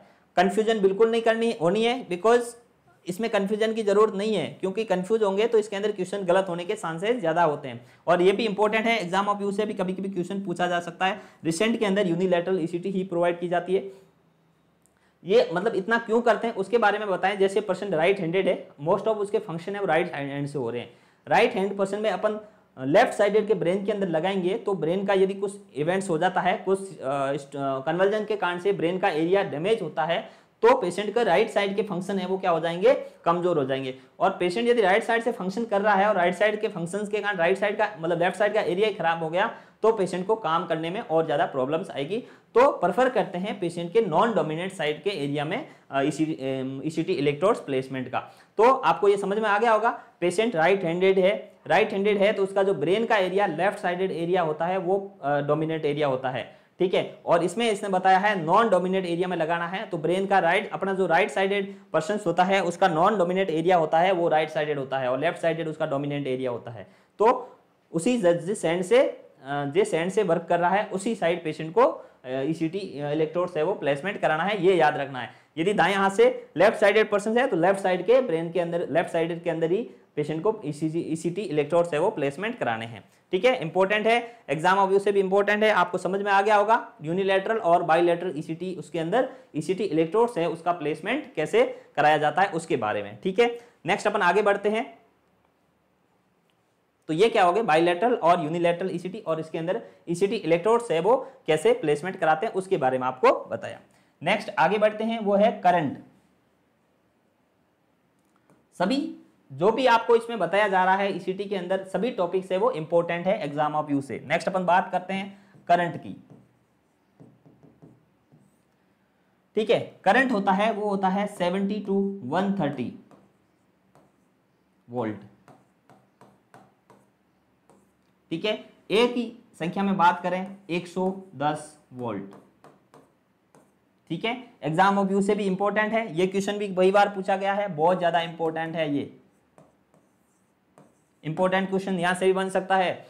ईसीटी के अंदर जो इलेक्ट्रिक शॉक या फिर कन्वर्जन प्रोड्यूस करने के लिए जो करंट प्रोवाइड करते हैं, प्रोड्यूस किया जाता है, वो करंट कितना दिया जाता है, 70 से 130 वोल्ट तक का करंट प्रोड्यूस किया जाता है, प्रोवाइड किया जाता है। और ऐसे वन लाइन के अंदर बात करें 110 वोल्ट की आपके अंदर ऑप्शन में आता है तो वो आपका सही हो रहेगा, ठीक है। नेक्स्ट अपन बात करते हैं, ये जो करंट होता है मशीन के अंदर क्या रहता है, सेट रहता है, मशीन में ऑलरेडी सेट रहता है, ठीक है। ऐसे नहीं कि जो ईसीटी मशीन है उसके अंदर है वो करंट है वो अपन को सेट करना होता है, सेट नहीं, पेशेंट के अंदर ऑलरेडी है वो, उस मशीन के अंदर क्या रहता है, सेट रहता है,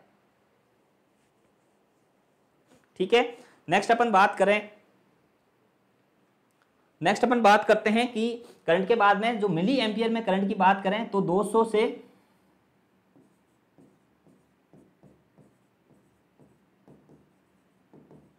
मिली एम्पियर, ठीक है, 200 से 1600 मिली एम्पियर के अंदर इसका करंट है वो प्रोड्यूस है वो प्रोवाइड किया जाता है, ठीक है। जैसे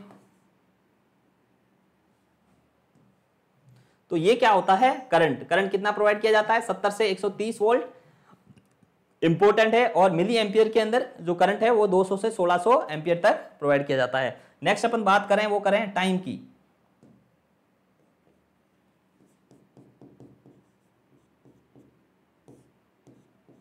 ठीक है। टाइम्स की बात करें तो 0.5 to 1 सेकेंड, पूरा 1 सेकेंड भी नहीं, 1 सेकेंड इसका क्या होता है, ईसीटी का टाइम होता है। और एक भी लाइन में बात करें तो 0.6 सेकेंड यदि ऑप्शन के अंदर होता है, जैसे एग्जाम में क्वेश्चन पूछ ले, ये भी इंपॉर्टेंट है, एग्जाम में बहुत बार इसके बारे में क्वेश्चन है वो पूछा गया है, ठीक है। जैसे एग्जाम में क्वेश्चन के अंदर ऑप्शन आ जाए 0.4, 0.3, 0.7 और 0.6 ऐसे ऑप्शन आ जाए, तो इसके अंदर आपको ऑप्शन सही करना है, वो करना है 0.6। ठीक है, तो इंपॉर्टेंट है 0.6 सेकंड है वो, 6 सेकंड के लिए टाइम इसका होता है, या फिर 0.5 to 1 सेकंड तक इसका क्या होता है, ड्यूरेशन या फिर टाइम होता है। ठीक है, नेक्स्ट अपन आगे बढ़ते हैं। इंपॉर्टेंट है ये सभी जो टॉपिक्स है, जो भी बता रहा हूं मैं, एग्जाम ऑफ यू से बहुत ज्यादा इंपॉर्टेंट है, बहुत बार हर एग्जाम के अंदर इसमें से क्वेश्चन पूछे गए हैं। टाइम कितना होता है 0.5 to 1 सेकेंड, और करंट है वो 70 से 130 वोल्ट तक का इसमें करंट है वो दिया जाता है। नेक्स्ट अपन बात करते हैं कि सीजर या फिर नंबर ऑफ ईसीटी।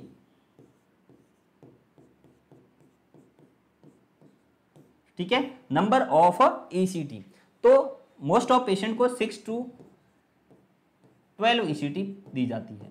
ठीक है, जनरली 6 to 12 ईसीटी पेशेंट को दी जाती है साइकेट्रिक इलनेस के अंदर, या सिजोफ्रेनिया हो गया इसके अंदर, या फिर डिप्रेशन के अंदर। तो most of 2 to 3 time a week, 2 to 3 time a week, 2 to 3 time a week. ठीक है, number of ECT 6 to 12 ECT है वो टोटल दी जाती है। 2 to 3 टाइम ए वीक का मतलब होता है कंटिन्यू 2 to 3 टाइम वीक नहीं, मतलब एक वीक के अंदर आज जैसे मंडे को दे दी तो नेक्स्ट है वो ट्यूसडे को। ठीक है, मंडे के बाद में ट्यूसडे, नेक्स्ट देंगे थर्सडे, वेडनेसडे। ठीक है, संडे को दी है तो मंडे को छोड़ के ट्यूसडे को दी जाएगी, अल्टरनेट डे पे। ठीक है, या फिर अपन बात करते हैं अल्टरनेट डे।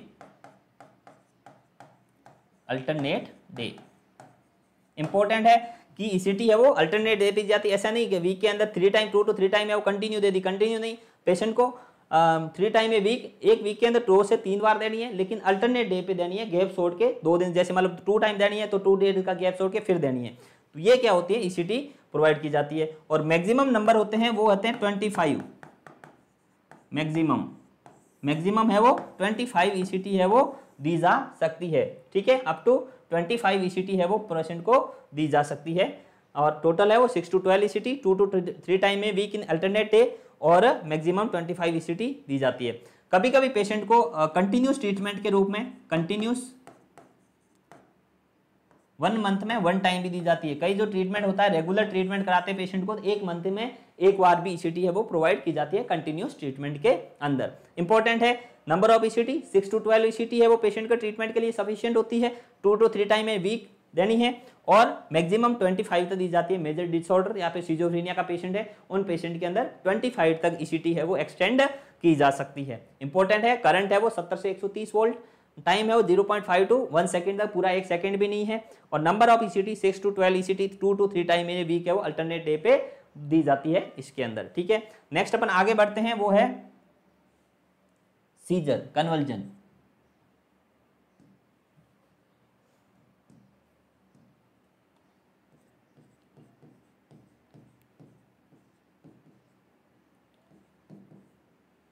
जो पेशेंट को ईसीटी देते हैं तो कौन से सीजर प्रोड्यूस होते हैं, कन्वर्जन किस टाइप के कन्वर्जन है वो प्रोड्यूस होते हैं।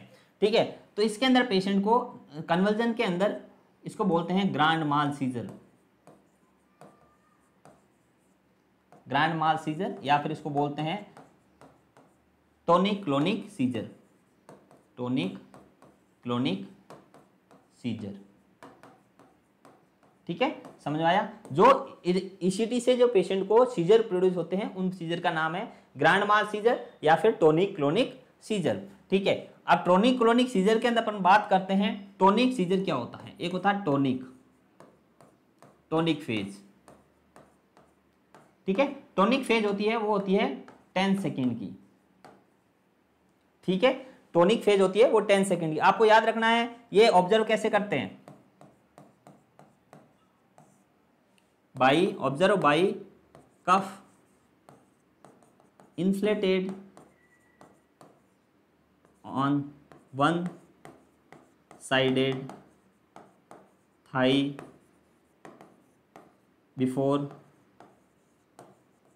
Giving relaxant. ऐसे नहीं रिलैक्सेंट दे दिए अपन ने, बीपी कप बांधा ही नहीं, एक साइड है वो एक्सट्रीमिटीज के अंदर क्या करना है, बीपी कप प्लेस करना है, बीपी कप को बांधना है, बांधेंगे तभी अपन इस टॉनिक क्लोनिक सीजर है वो उसको सीजर को ऑब्जर्व कर पाएंगे। जब अपन ने बीपी कप है वो उसको पेशेंट को नहीं बांधा थाई के अंदर तो क्या होगा, रिलैक्सेंट का इफेक्ट है वो पूरी बॉडी के अंदर चला जाएगा, फिर अपन ये जो टॉनिक क्लोनिक सीजर है उसको ऑब्जर्व नहीं कर पाएंगे, ईसीटी जा चुकी है या ना जा चुकी उसके बारे में अपन है वो पता नहीं लगा पाएंगे। तो इंपॉर्टेंट है पेशेंट को बिफोर रिलैक्सेंट पेशेंट के थाई के अंदर भी एक बीपी कप बंधा होना चाहिए। एक बीपी कप है वो ऑब्जर्वेशन वाइटल साइन चेक करने के लिए हैंड के अंदर बांधा जाएगा, दूसरा बीपी कप थाई के अंदर है वो बांधा जाता है। उससे क्या होगा, पेशेंट का जो प्लांटर एक्सटेंशन है उसको ऑब्जर्व कर सकते हैं। पहली अपनी फेज है वो है टॉनिक फेज। टॉनिक फेज का टाइम होता है वो होता है 10 सेकेंड के अंदर। टॉनिक फेज के अंदर क्या होता है, मसल्स कॉन्ट्रैक्शन, मसल्स कॉन्ट्रैक्शन, ठीक है, मसल्स कॉन्ट्रैक्शन। और इसके अंदर अपन ऑब्जर्व करते हैं वो करते हैं प्लांटर एक्सटेंशन, प्लांटर एक्सटेंशन, ठीक है। टॉनिक फेज के अंदर पेशेंट को प्लांटर एक्सटेंशन होगा। जब पेशेंट है वो ईसीटी इलेक्ट्रोड्स ईसीटी है वो चौक देंगे उस टाइम पेशेंट के जो पाम है उसका क्या होगा, एक्सटेंशन होगा। एक्सटेंशन का मतलब क्या होगा, जो लाइन है या फिर जो पैर का जो एरिया है उससे क्या होना, दूर जाना, that is the planter extension. तो टॉनिक फेज के अंदर प्लांटर एक्सटेंशन होगा, मसल्स में कॉन्ट्रैक्शन होगा। नेक्स्ट है वो है क्लोनिक फेज।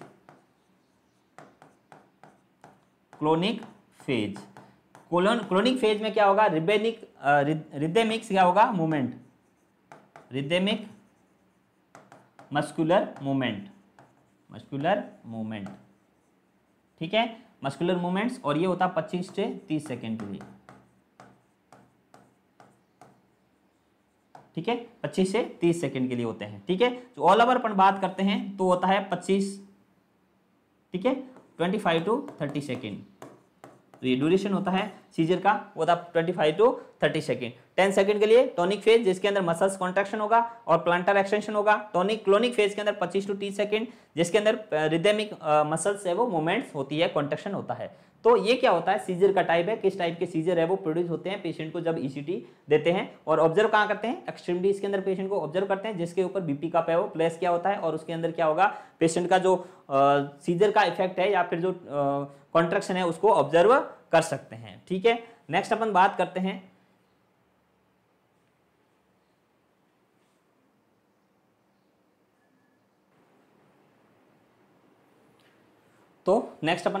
हैं वो करते हैं तो ये क्या है, कन्वर्जन के टाइप है, ग्रैंड माल सीजर, टॉनिक क्लोनिक सीजर या फिर टॉनिक के अंदर 10 सेकेंड और क्लोनिक फेज के अंदर 25 टू 30 सेकेंड्स के अंदर होता है, ठीक है।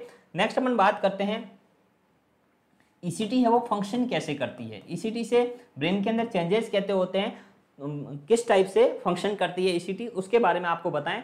तो ये क्या है, इसका जो ईसीटी का जो मोड ऑफ फंक्शन है, मोड ऑफ एक्शन है,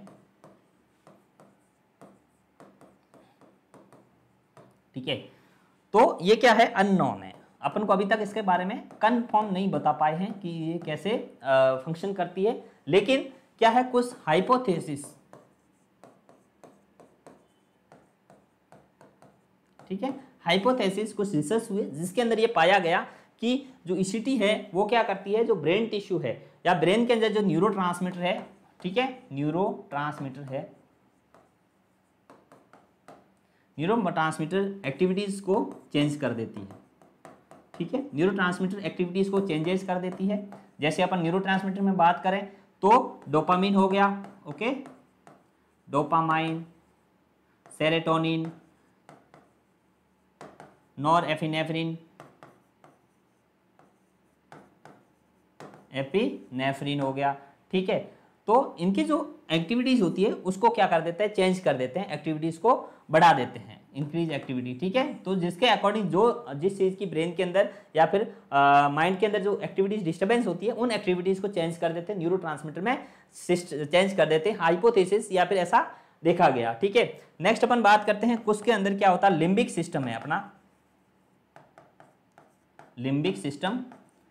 लिम्बिक सिस्टम क्या होता है, लिम्बिक सिस्टम जैसे खुश रहने का, माइंड का जो फंक्शन है, नॉर्मल रूप से माइंड के फंक्शन है, एक्टिविटीज हो गया, परसेप्शन हो गया, थॉट हो गया, ये सभी जो कंट्रोल करने का जो काम है वो अपना ब्रेन का लिम्बिक सिस्टम है वो करता है। तो लिम्बिक सिस्टम में जो चेंजेस है, जैसी प्रॉब्लम है उसके अकॉर्डिंग उसको लिम्बिक सिस्टम में चेंजेस कर देती है क्या, ईसीटी, ठीक है। इलेक्ट्रिक करंट होता है वो लिम्बिक सिस्टम में ब्रेन के अंदर एक्टिविटीज में चेंजेस कर लेती है। और जो ब्रेन के अंदर अपना जो ब्रेन का एनवायरनमेंट है उसको क्या कर लेती है, चेंज कर लेती है, ईसीटी और लिम्बिक सिस्टम पे फंक्शन करती है। ये क्या होते हैं, कुछ हाइपोथेसिस या फिर कुछ ऐसा पाया गया है, इसके बारे में बताया गया है, और ईसीटी ऐसे मोड ऑफ एक्शन या फंक्शन करती है। जो एग्जैक्ट जो मैकेनिज्म ऑफ एक्शन है वो अभी पता नहीं है, लेकिन इस टाइप से ये न्यूरोट्रांसमीटर में चेंजेस करके ईसीटी है वो फंक्शन करती है। ठीक है, ये क्या है कुछ इंपॉर्टेंट अभी तक की इंट्रोडक्शन के अंदर। नेक्स्ट अपन बात करते हैं इंडिकेशन, अपन बात करते हैं इंडिकेशन ऑफ ईसीटी।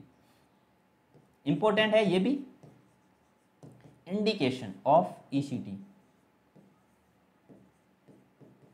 ठीक है, इंडिकेशन, इंडिकेशन क्या होता है कि किस किस कंडीशन के अंदर अपन ईसीटी है वो पेशेंट को दे सकते हैं। ठीक है, इसके अंदर अपन बात करते हैं तो 2 टाइप्स के होता है। फर्स्ट है एब्सोल्यूट इंडिकेशन,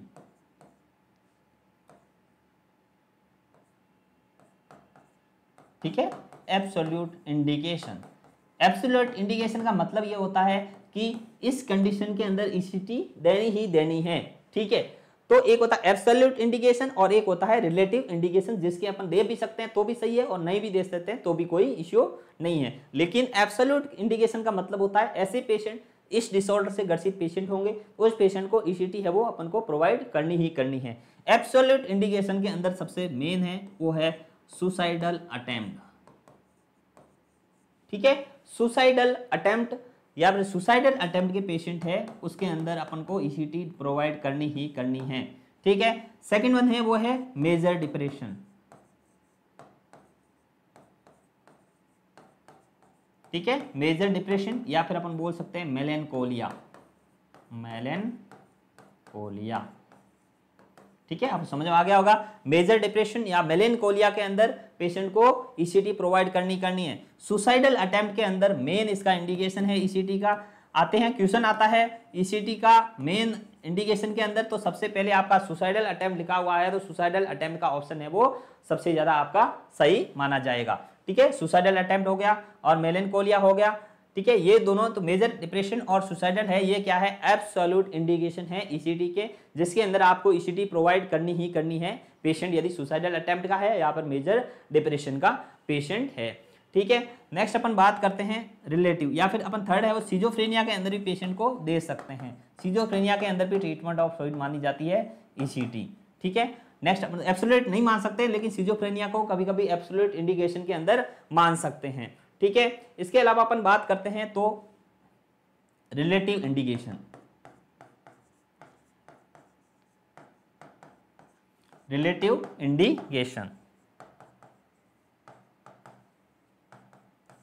ठीक है, रिलेटिव इंडिकेशन के अंदर अपन बात करें तो रिलेटिव इंडिकेशन के अंदर पेशेंट को ईसीटी दे भी सकते हैं और पेशेंट को नहीं भी देंगे तो भी पेशेंट को कोई इश्यू नहीं है, तो उसको बोलते हैं रिलेटिव इंडिकेशन।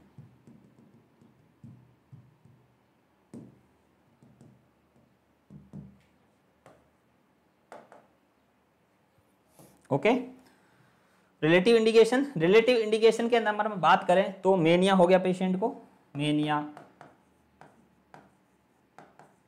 ठीक है, पोस्टपार्टम डिप्रेशन,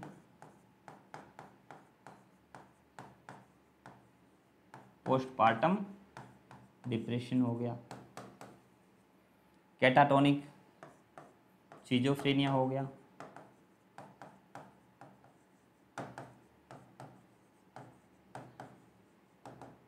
ठीक है, कैटाटोनिक सिजोफ्रेनिया हो गया, पर्सनालिटी डिसऑर्डर हो गया, पर्सनालिटी डिसऑर्डर हो गया। ये सभी डिसऑर्डर है जिसके अंदर है वो ईसीटी अपन दे सकते हैं। ठीक है, तो ये क्या होता, मेनिया, पोस्टपार्टम डिप्रेशन है, सिजोफ्रेनिया है, कैटाटोनिक पर्सनालिटी डिसऑर्डर है, ये क्या है इसके रिलेटिव इंडिकेशन है या फिर पेशेंट के ईसीटी इसके अंदर दे भी सकते हैं और ईसीटी है वो नहीं भी देते तो भी चल सकता है। ठीक है, तो ये क्या होता है कुछ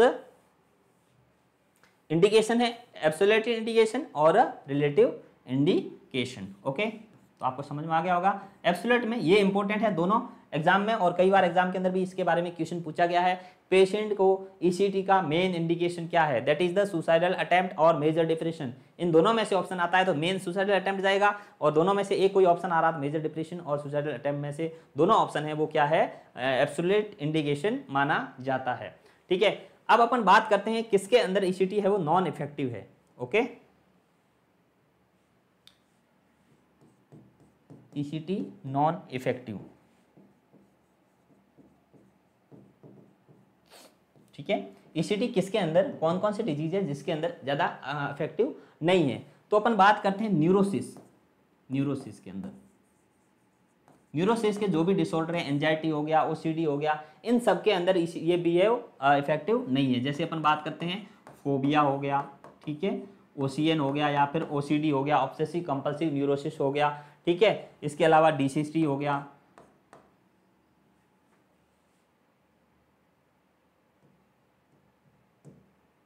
ठीक है, तो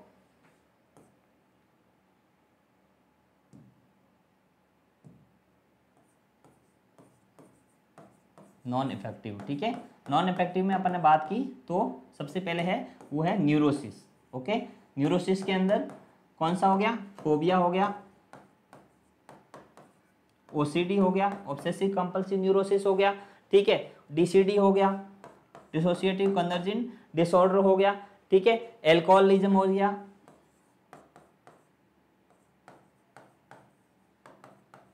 ओके, एल्कोहलिज्म के पेशेंट हो गया। और दूसरा अपन बात करते हैं सिंपल और hebephrenic schizophrenia, simple and hebephrenic schizophrenia.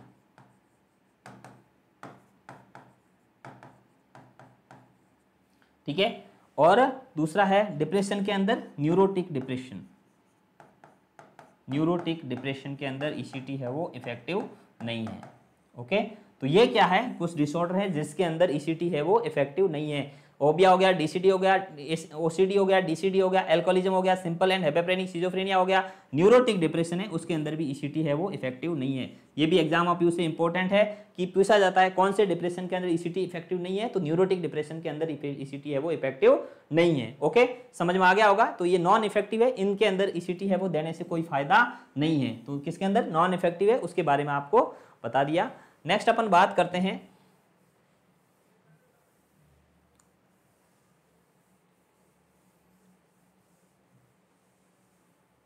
Contra indication की बात करते हैं। ठीक है, नेक्स्ट अपन बात करते हैं कॉन्ट्रा इंडिकेशन, किसके अंदर अपन को ईसीटी नहीं देनी है। कॉन्ट्रा इंडिकेशन, कॉन्ट्रा इंडिकेशन ये अपन ने बात की, क्या बात की अभी, जिसके अंदर ईसीटी अपन को इफेक्टिव नहीं है, कौन से डिसऑर्डर के अंदर इफेक्टिव नहीं है उसके बारे में अपन ने बताया। कॉन्ट्रा इंडिकेशन की बात करें तो कॉन्ट्रा इंडिकेशन है वो ये भी दो टाइप के होते हैं, एक होता है वो होता है एब्सोल्यूट कॉन्ट्रा इंडिकेशन और एक होता है relative Contra indication. Absolute Contra indication जिसके अंदर ईसीटी आपको देनी ही देनी नहीं है, मतलब बिल्कुल नहीं देनी है, अवॉइड ही करनी है।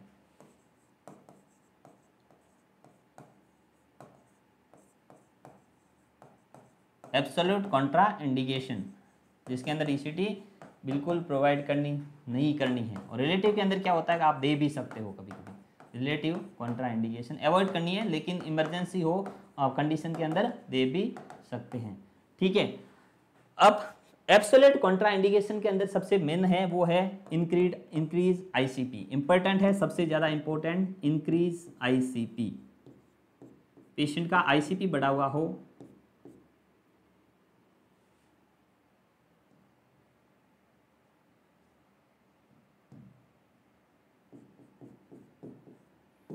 ठीक है, इंट्राक्रेनियल प्रेशर यदि पेशेंट का बढ़ा हुआ हो, उस पेशेंट के अंदर ईसीटी बिल्कुल ही नहीं देनी है। और किसके अंदर, जैसे ब्रेन ट्यूमर हो गया,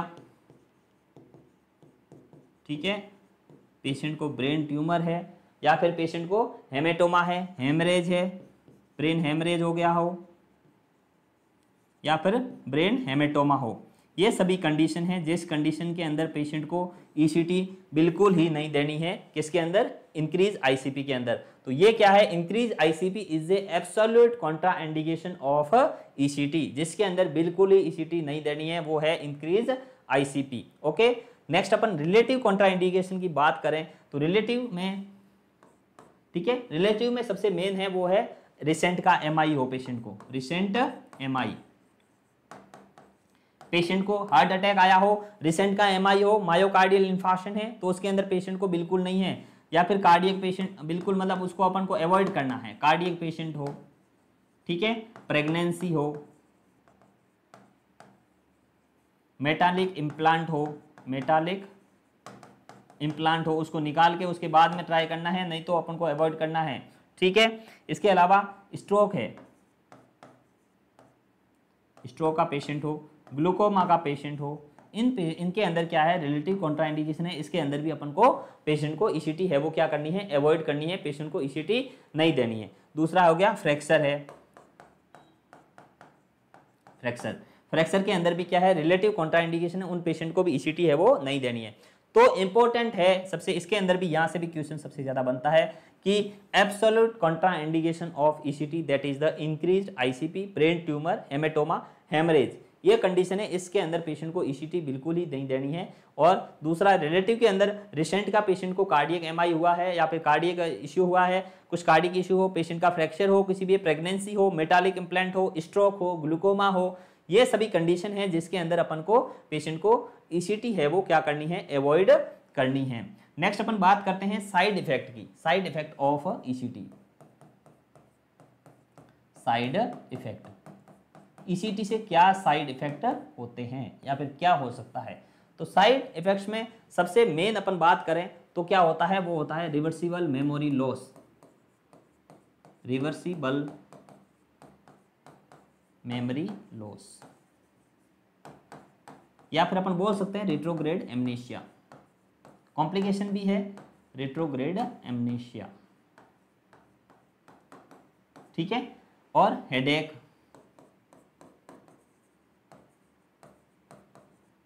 ठीक है, ड्राई माउथ, ये क्या होते हैं, साइड इफेक्ट होते हैं। समझ में आ गया होगा, क्योंकि रिवर्सिबल मेमोरी लॉस हो सकता है, इलेक्ट्रिक करंट प्रोवाइड किया जिसके कारण से ब्रेन के टिश्यू में क्या होगा, कुछ चेंजेज आएंगे तो मेमोरी लेस होने के चांसेस ज्यादा रहते हैं। और ये भी क्या बाइलेटरल ईसीटी से सबसे ज्यादा होता है, किससे होता है, बाइलेटरल ईसीटी से। ओके, तो अभी रिसेंट में यूनिलेटरल ईसीटी है, इससे वो साइड इफेक्ट होने के चांसेस कम है। हेडेक होने का चांसेस तो रहता ही है, क्योंकि स्ट्रेस कंडीशन जिसके कारण से पेशेंट को, और दूसरा ब्रेन से क्या यदि कुछ करंट वगैरह प्रोड्यूस किया तो हेडेक होने का चांस रहता है। ड्राई माउथ का पेशेंट एनपीओ रहता है, और उसके बाद में पेशेंट को यदि शॉक वगैरह प्रोवाइड किया जाता है तो उससे भी ड्राई माउथ होने के चांसेस है। दूसरा रिलैक्सेंट दिया है और सेडेशन दिया है तो उससे भी ड्राई माउथ होने के चांस रहते हैं। डर के कारण से पेशेंट को पाल्पिटेशन हो सकता है, पाल्पिटेशन का मतलब क्या होता है, खुद की जो हार्ट की बीट है वो खुद को फील होना, दैट इज द पाल्पिटेशन। और ये भी हो सकता है, that is the common side effect of the any procedure. Okay, next है वो है हाइपोटेंशन, हाइपोटेंशन भी हो सकता है पेशेंट को, that is the common side effect of the patient के ईसीटी देंगे तो उससे साइड इफेक्ट हो सकते हैं। हेडेक हो गया, ड्राई माउथ हो गया, पाल्पिटेशन हो गया और हाइपोटेंशन हो गया। रिवर्सिबल मेमोरी लॉस, जो मेमोरी लॉस है वो वापस क्या हो जाता है, सही हो जाता है कुछ टाइम के बाद में। तो ये क्या होते हैं, कुछ कॉमन साइड इफेक्ट होते हैं, याद रखने इंपॉर्टेंट है। इसके बारे में क्वेश्चन नहीं पूछा गया है, लेकिन reversible memory loss, retrograde amnesia है वो क्या है, इंपॉर्टेंट है इसके अंदर। ओके, नेक्स्ट अपन बात करते हैं, वो बात करते हैं कॉम्प्लिकेशन की, ईसीटी के complication of ECT, complication of ECT. ठीक है, कॉम्प्लिकेशन ऑफ ईसीटी की अपन बात करें तो कॉम्प्लिकेशन के अंदर सबसे मेन कॉम्प्लिकेशन होता है वो होता है रेट्रोग्रेड एमनेशिया, रेट्रोग्रेड एमनेशिया। ठीक है, रेट्रोग्रेड एमनेशिया।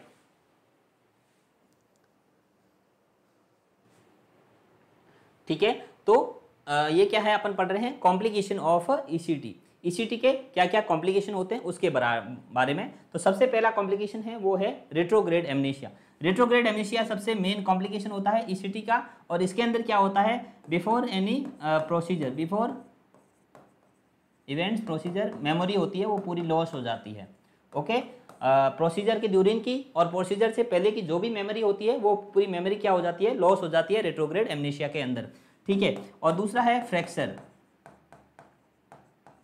और सबसे ज्यादा जो फ्रैक्चर है वो होने के चांसेस है वो है जॉ फ्रैक्चर। ठीक है, इसके अलावा रेस्पिरेटरी डिप्रेशन, और ये क्या होते हैं ज्यादा कुछ पेशेंट को, और एस्पिरेशन न्यूमोनिया। ठीक है, एस्पिरेशन न्यूमोनिया, ये सब एस्पिरेशन न्यूमोनिया ये क्या होते हैं, ईसीटी के कॉम्प्लिकेशन हो सकते हैं। और पेशेंट को डेथ भी हो सकती है, that is also is a type of complication. Okay, तो कॉम्प्लिकेशन क्या क्या हो सकते हैं? रेट्रोग्रेड एमनेशिया, ये मोस्ट कॉमन कॉम्प्लिकेशन है, most common complication. Retrograde amnesia है वो क्या है? मोस्ट कॉमन कॉम्प्लिकेशन है किसका? ईसीटी का। Before it's even procedure, patient का जो ईसीटी दी है उसका और उससे पहले की जो मेमोरी होती है, पूरी मेमोरी है वो लॉस हो जाती है, आगे जो रिकॉल करने की मेमोरी है वो क्या रहती है? प्रेजेंट रहती है। फ्रैक्चर हो सकता है, जॉ फ्रैक्चर वगैरह हो सकता है, रेस्पिरेटरी डिप्रेशन हो सकता है, एस्पिरेशन न्यूमोनिया हो सकता है। ये क्या होते हैं? कुछ कॉम्प्लिकेशन होते हैं, वो क्या कहलाते हैं? रेट्रोग्रेड एमनेशिया के कॉम्प्लिकेशन, सॉरी ईसीटी के कॉम्प्लिकेशन। ओके, नेक्स्ट अपन बात करते हैं डेथ। ठीक है, नेक्स्ट अपन बात करें कि पेशेंट की कितने पेशेंट को डेथ हो सकती है, तो उसके ठीक है, तो अपन बात करते हैं डेथ की। तो डेथ का जो है जो 1 लाख के अंदर, ठीक है, ये भी इंपॉर्टेंट है, एक बार एग्जाम के अंदर क्वेश्चन पूछा गया है कि डेथ के चांसेस कितने होते हैं, तो डेथ है वो 1 लाख के अंदर 1% की डेथ है वो देखी गई है ईसीटी के बाद में, ईसीटी के कॉम्प्लिकेशन के अंदर। इंपॉर्टेंट है, ये भी कभी क्वेश्चन पूछा जा सकता है। 1 लाख ईसीटी के अंदर 1% की डेथ है वो हो सकती है कॉम्प्लिकेशन के कारण से, और किसी कॉम्प्लिकेशन या फिर किसी प्रोसीजर में कुछ प्रॉब्लम आने के कारण से। ठीक है, तो ये क्या होता है? कुछ मोस्ट कॉमन कॉम्प्लिकेशन कौन सा होता है? That is the retrograde amnesia. Okay, next अपन बात करते हैं, वो करते हैं स्टन्स या फिर सब शॉक क्या होता है।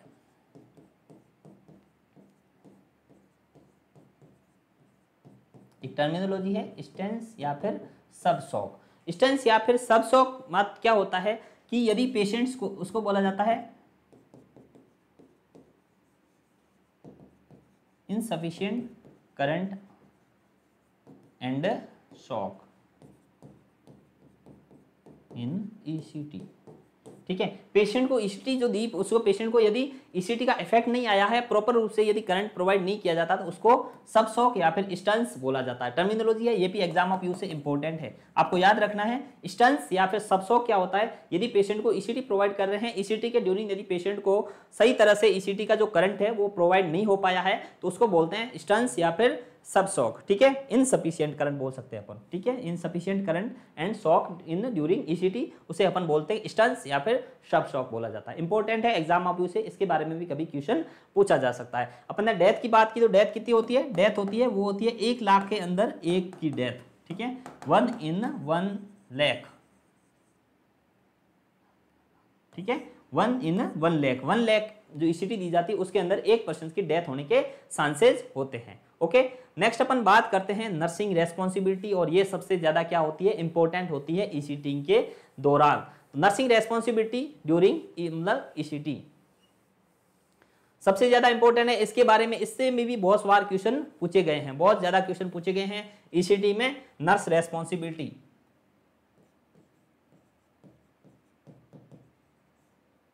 नर्सिंग ऑफिसर रेस्पॉन्सिबिलिटीज,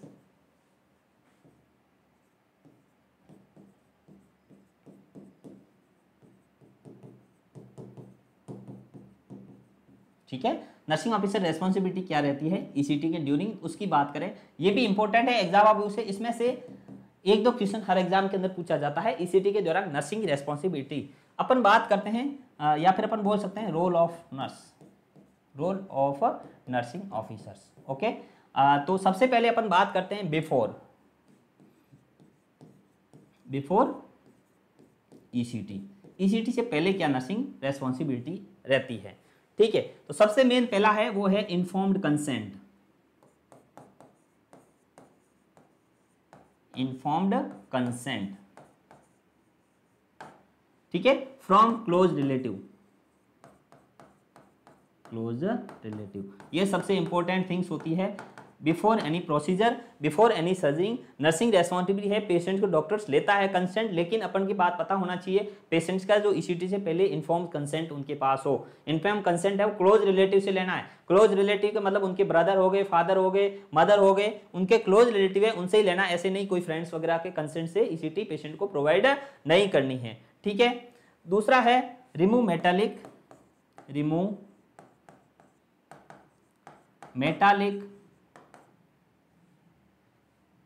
ठीक है, मेटालिक ऑर्नामेंट,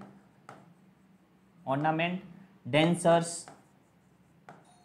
ठीक है, आर्टिफिशियल डेंचर्स हो गए, मेटालिक ऑर्नामेंट्स हो गए, ठीक है, और इसके अलावा कॉन्टैक्ट लेंस हो गए, कॉन्टैक्ट लेंस हो गए, ठीक है। तो मेटालिक ऑर्नामेंट हो गया, डेंसर्स हो गया, कॉन्टैक्ट लेंस हो गया, इन सबको क्या करना है, रिमूव करना है, ठीक है। ये अपन क्या बात कर रहे हैं, ईसीटी से बिफोर ईसीटी अपन को क्या क्या करना है उसके बारे में। तो मेटालिक ऑर्नामेंट रिमूव करना है, कॉन्टैक्ट लेंस है वो उसको भी क्या करना है, रिमूव करना है, हेयर वॉश करना है शैम्पू से, ठीक है, हेयर वॉश विथ शैम्पू,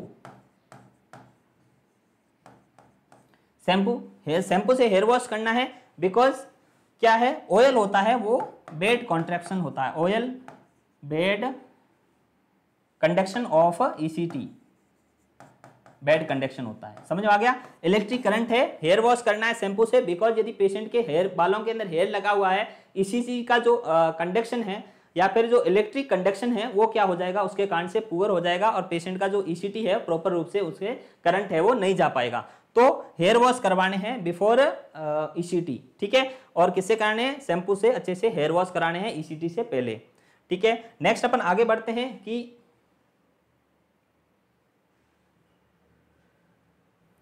ये अपन बिफोर ईसीटी मतलब ईसीटी से पहले क्या क्या चीजें ध्यान रखनी होती है उसके बारे में आपको बता रहे हैं कि पेशेंट के इन्फॉर्म कंसेंट लेना है, इन्वेस्टिगेशन। नेक्स्ट अपन बात करते हैं all investigation should be done, ठीक है, all investigation should be done, ये भी इंपॉर्टेंट है, शुड बी डन। कुछ ऐसा नहीं कुछ कार्डियक और सभी से पेशेंट जो का रेफरेंस एनी इश्यू, ठीक है, जैसे पेशेंट को कार्डियक इशू है तो कार्डियक रेफरेंस वगैरह कंटिन्यू कंप्लीट होना जरूरी है ईसीटी से पहले, क्योंकि जिसको पेशेंट अभी एमआई का है उसमें ईसीटी देंगे तो ईसीटी में कॉम्प्लिकेशन होने के चांसेस है वो ज्यादा रहते हैं। तो all investigation should be done, reference है वो भी डन होने चाहिए, और kept NPO before 6 hour, NPO या फिर NBM before 6 hour of procedure, 6 hour, ठीक है, और empty bladder and bowel, patient यदि कॉन्स्टिपेशन वगैरह है, यूरिन वगैरह करवा के और बोवेल एंड ब्लैडर हैबिट्स है उसको नॉर्मल करके फिर पेशेंट को ईसीटी प्रोवाइड करनी है। तो ये क्या होते हैं, अपन को बिफोर ईसीटी क्या क्या चीजें ध्यान रखनी होती है उसके बारे में। इसके अंदर से वो हेयर वॉश का क्वेश्चन है वो भी कई बार एग्जाम के अंदर पूछा गया है, हेयर वॉश क्यों कराने हैं। तो हेयर वॉश क्या होता है, ऑयल रहेगा बालों के अंदर तो वो क्या करता है, जो इलेक्ट्रिक है, जो इलेक्ट्रिक कंडक्शन है वो क्या हो जाएगा, पुअर हो जाएगा और पेशेंट को प्रॉपर रूप से ईसीटी है वो इफेक्टिव नहीं होगी। तो ये क्या हो गया, बिफोर ईसीटी क्या क्या करते हैं उसके बारे में अपन नेक्स्ट बात करें, वो करें ड्यूरिंग ईसीटी अपन को क्या क्या चीजें ध्यान रखनी है उसके बारे में, ठीक है।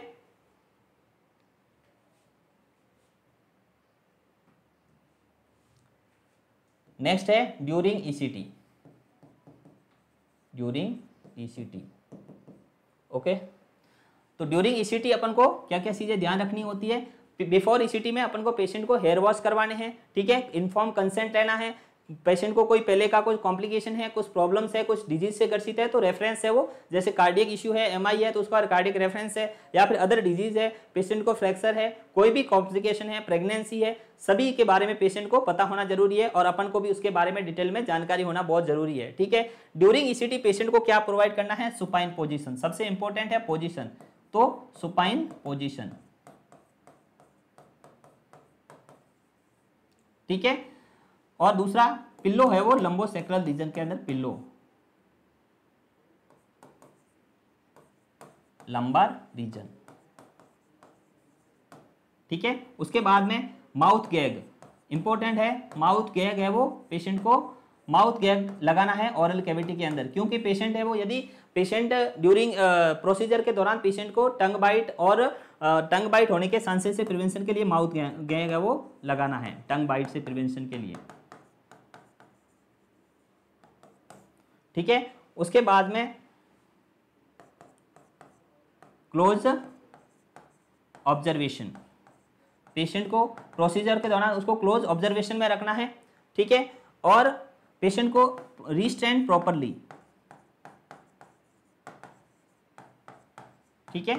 वैसे तो रिलैक्सेंट वगैरह दे रहे हैं तो रिलैक्सेंट देखना है पेशेंट को कब रिलैक्सेंट देना है, half an hour before atropine दिया है उसका इफेक्ट आया कि नहीं आया है, ठीक है, उसके क्या क्या कॉम्प्लिकेशन होने के चांसेज होते हैं, सिडेशन, पेशेंट को प्रॉपर रूप से सिडेशन दिया है तो पेशेंट सिडेट हुआ है कि नहीं हुआ वो चेक करना है, ड्यूरिंग प्रोसीजर जो पेशेंट के वाइटल्स है वो चेक करने हैं। इसके अलावा बीपी कप है, एक वन लेग या वन एक्सट्रीमिटीज के अंदर बीपी कप एक्स्ट्रा प्लेस करना है। बीपी कप एक्स्ट्रा प्लेस इसलिए करना है कि अपन कन्वर्जन या फिर जो पेशेंट को इलेक्ट्रिक शॉक या फिर ईसीटी देंगे तो ड्यूरिंग ईसीटी पेशेंट को इलेक्ट्रिक करंट है वो एक्सट्रीमिटीज में गया है कि नहीं गया है, उसको चेक करने के लिए एक लेग के अंदर पेशेंट को एक्स्ट्रा बीपी कप है वो लगाते हैं। और पेशेंट के जो प्लांटर एक्सटेंशन है उसको चेक किया जाता है।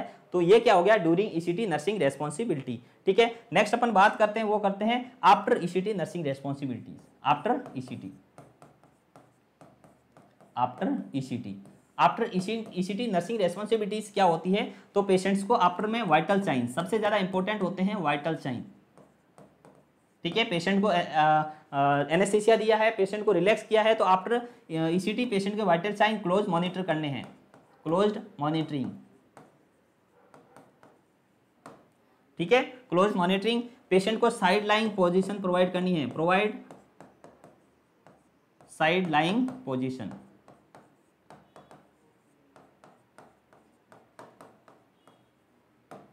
ठीक है, कुछ ऐसी इंजरी वगैरह हुई है तो ऑब्जर्व करना है, इंजरी ऑब्जर्वेशन।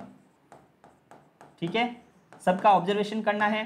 टंग बाइट तो नहीं हुआ उसको भी ऑब्जर्व करना है, टंग बाइट ऑब्जर्वेशन।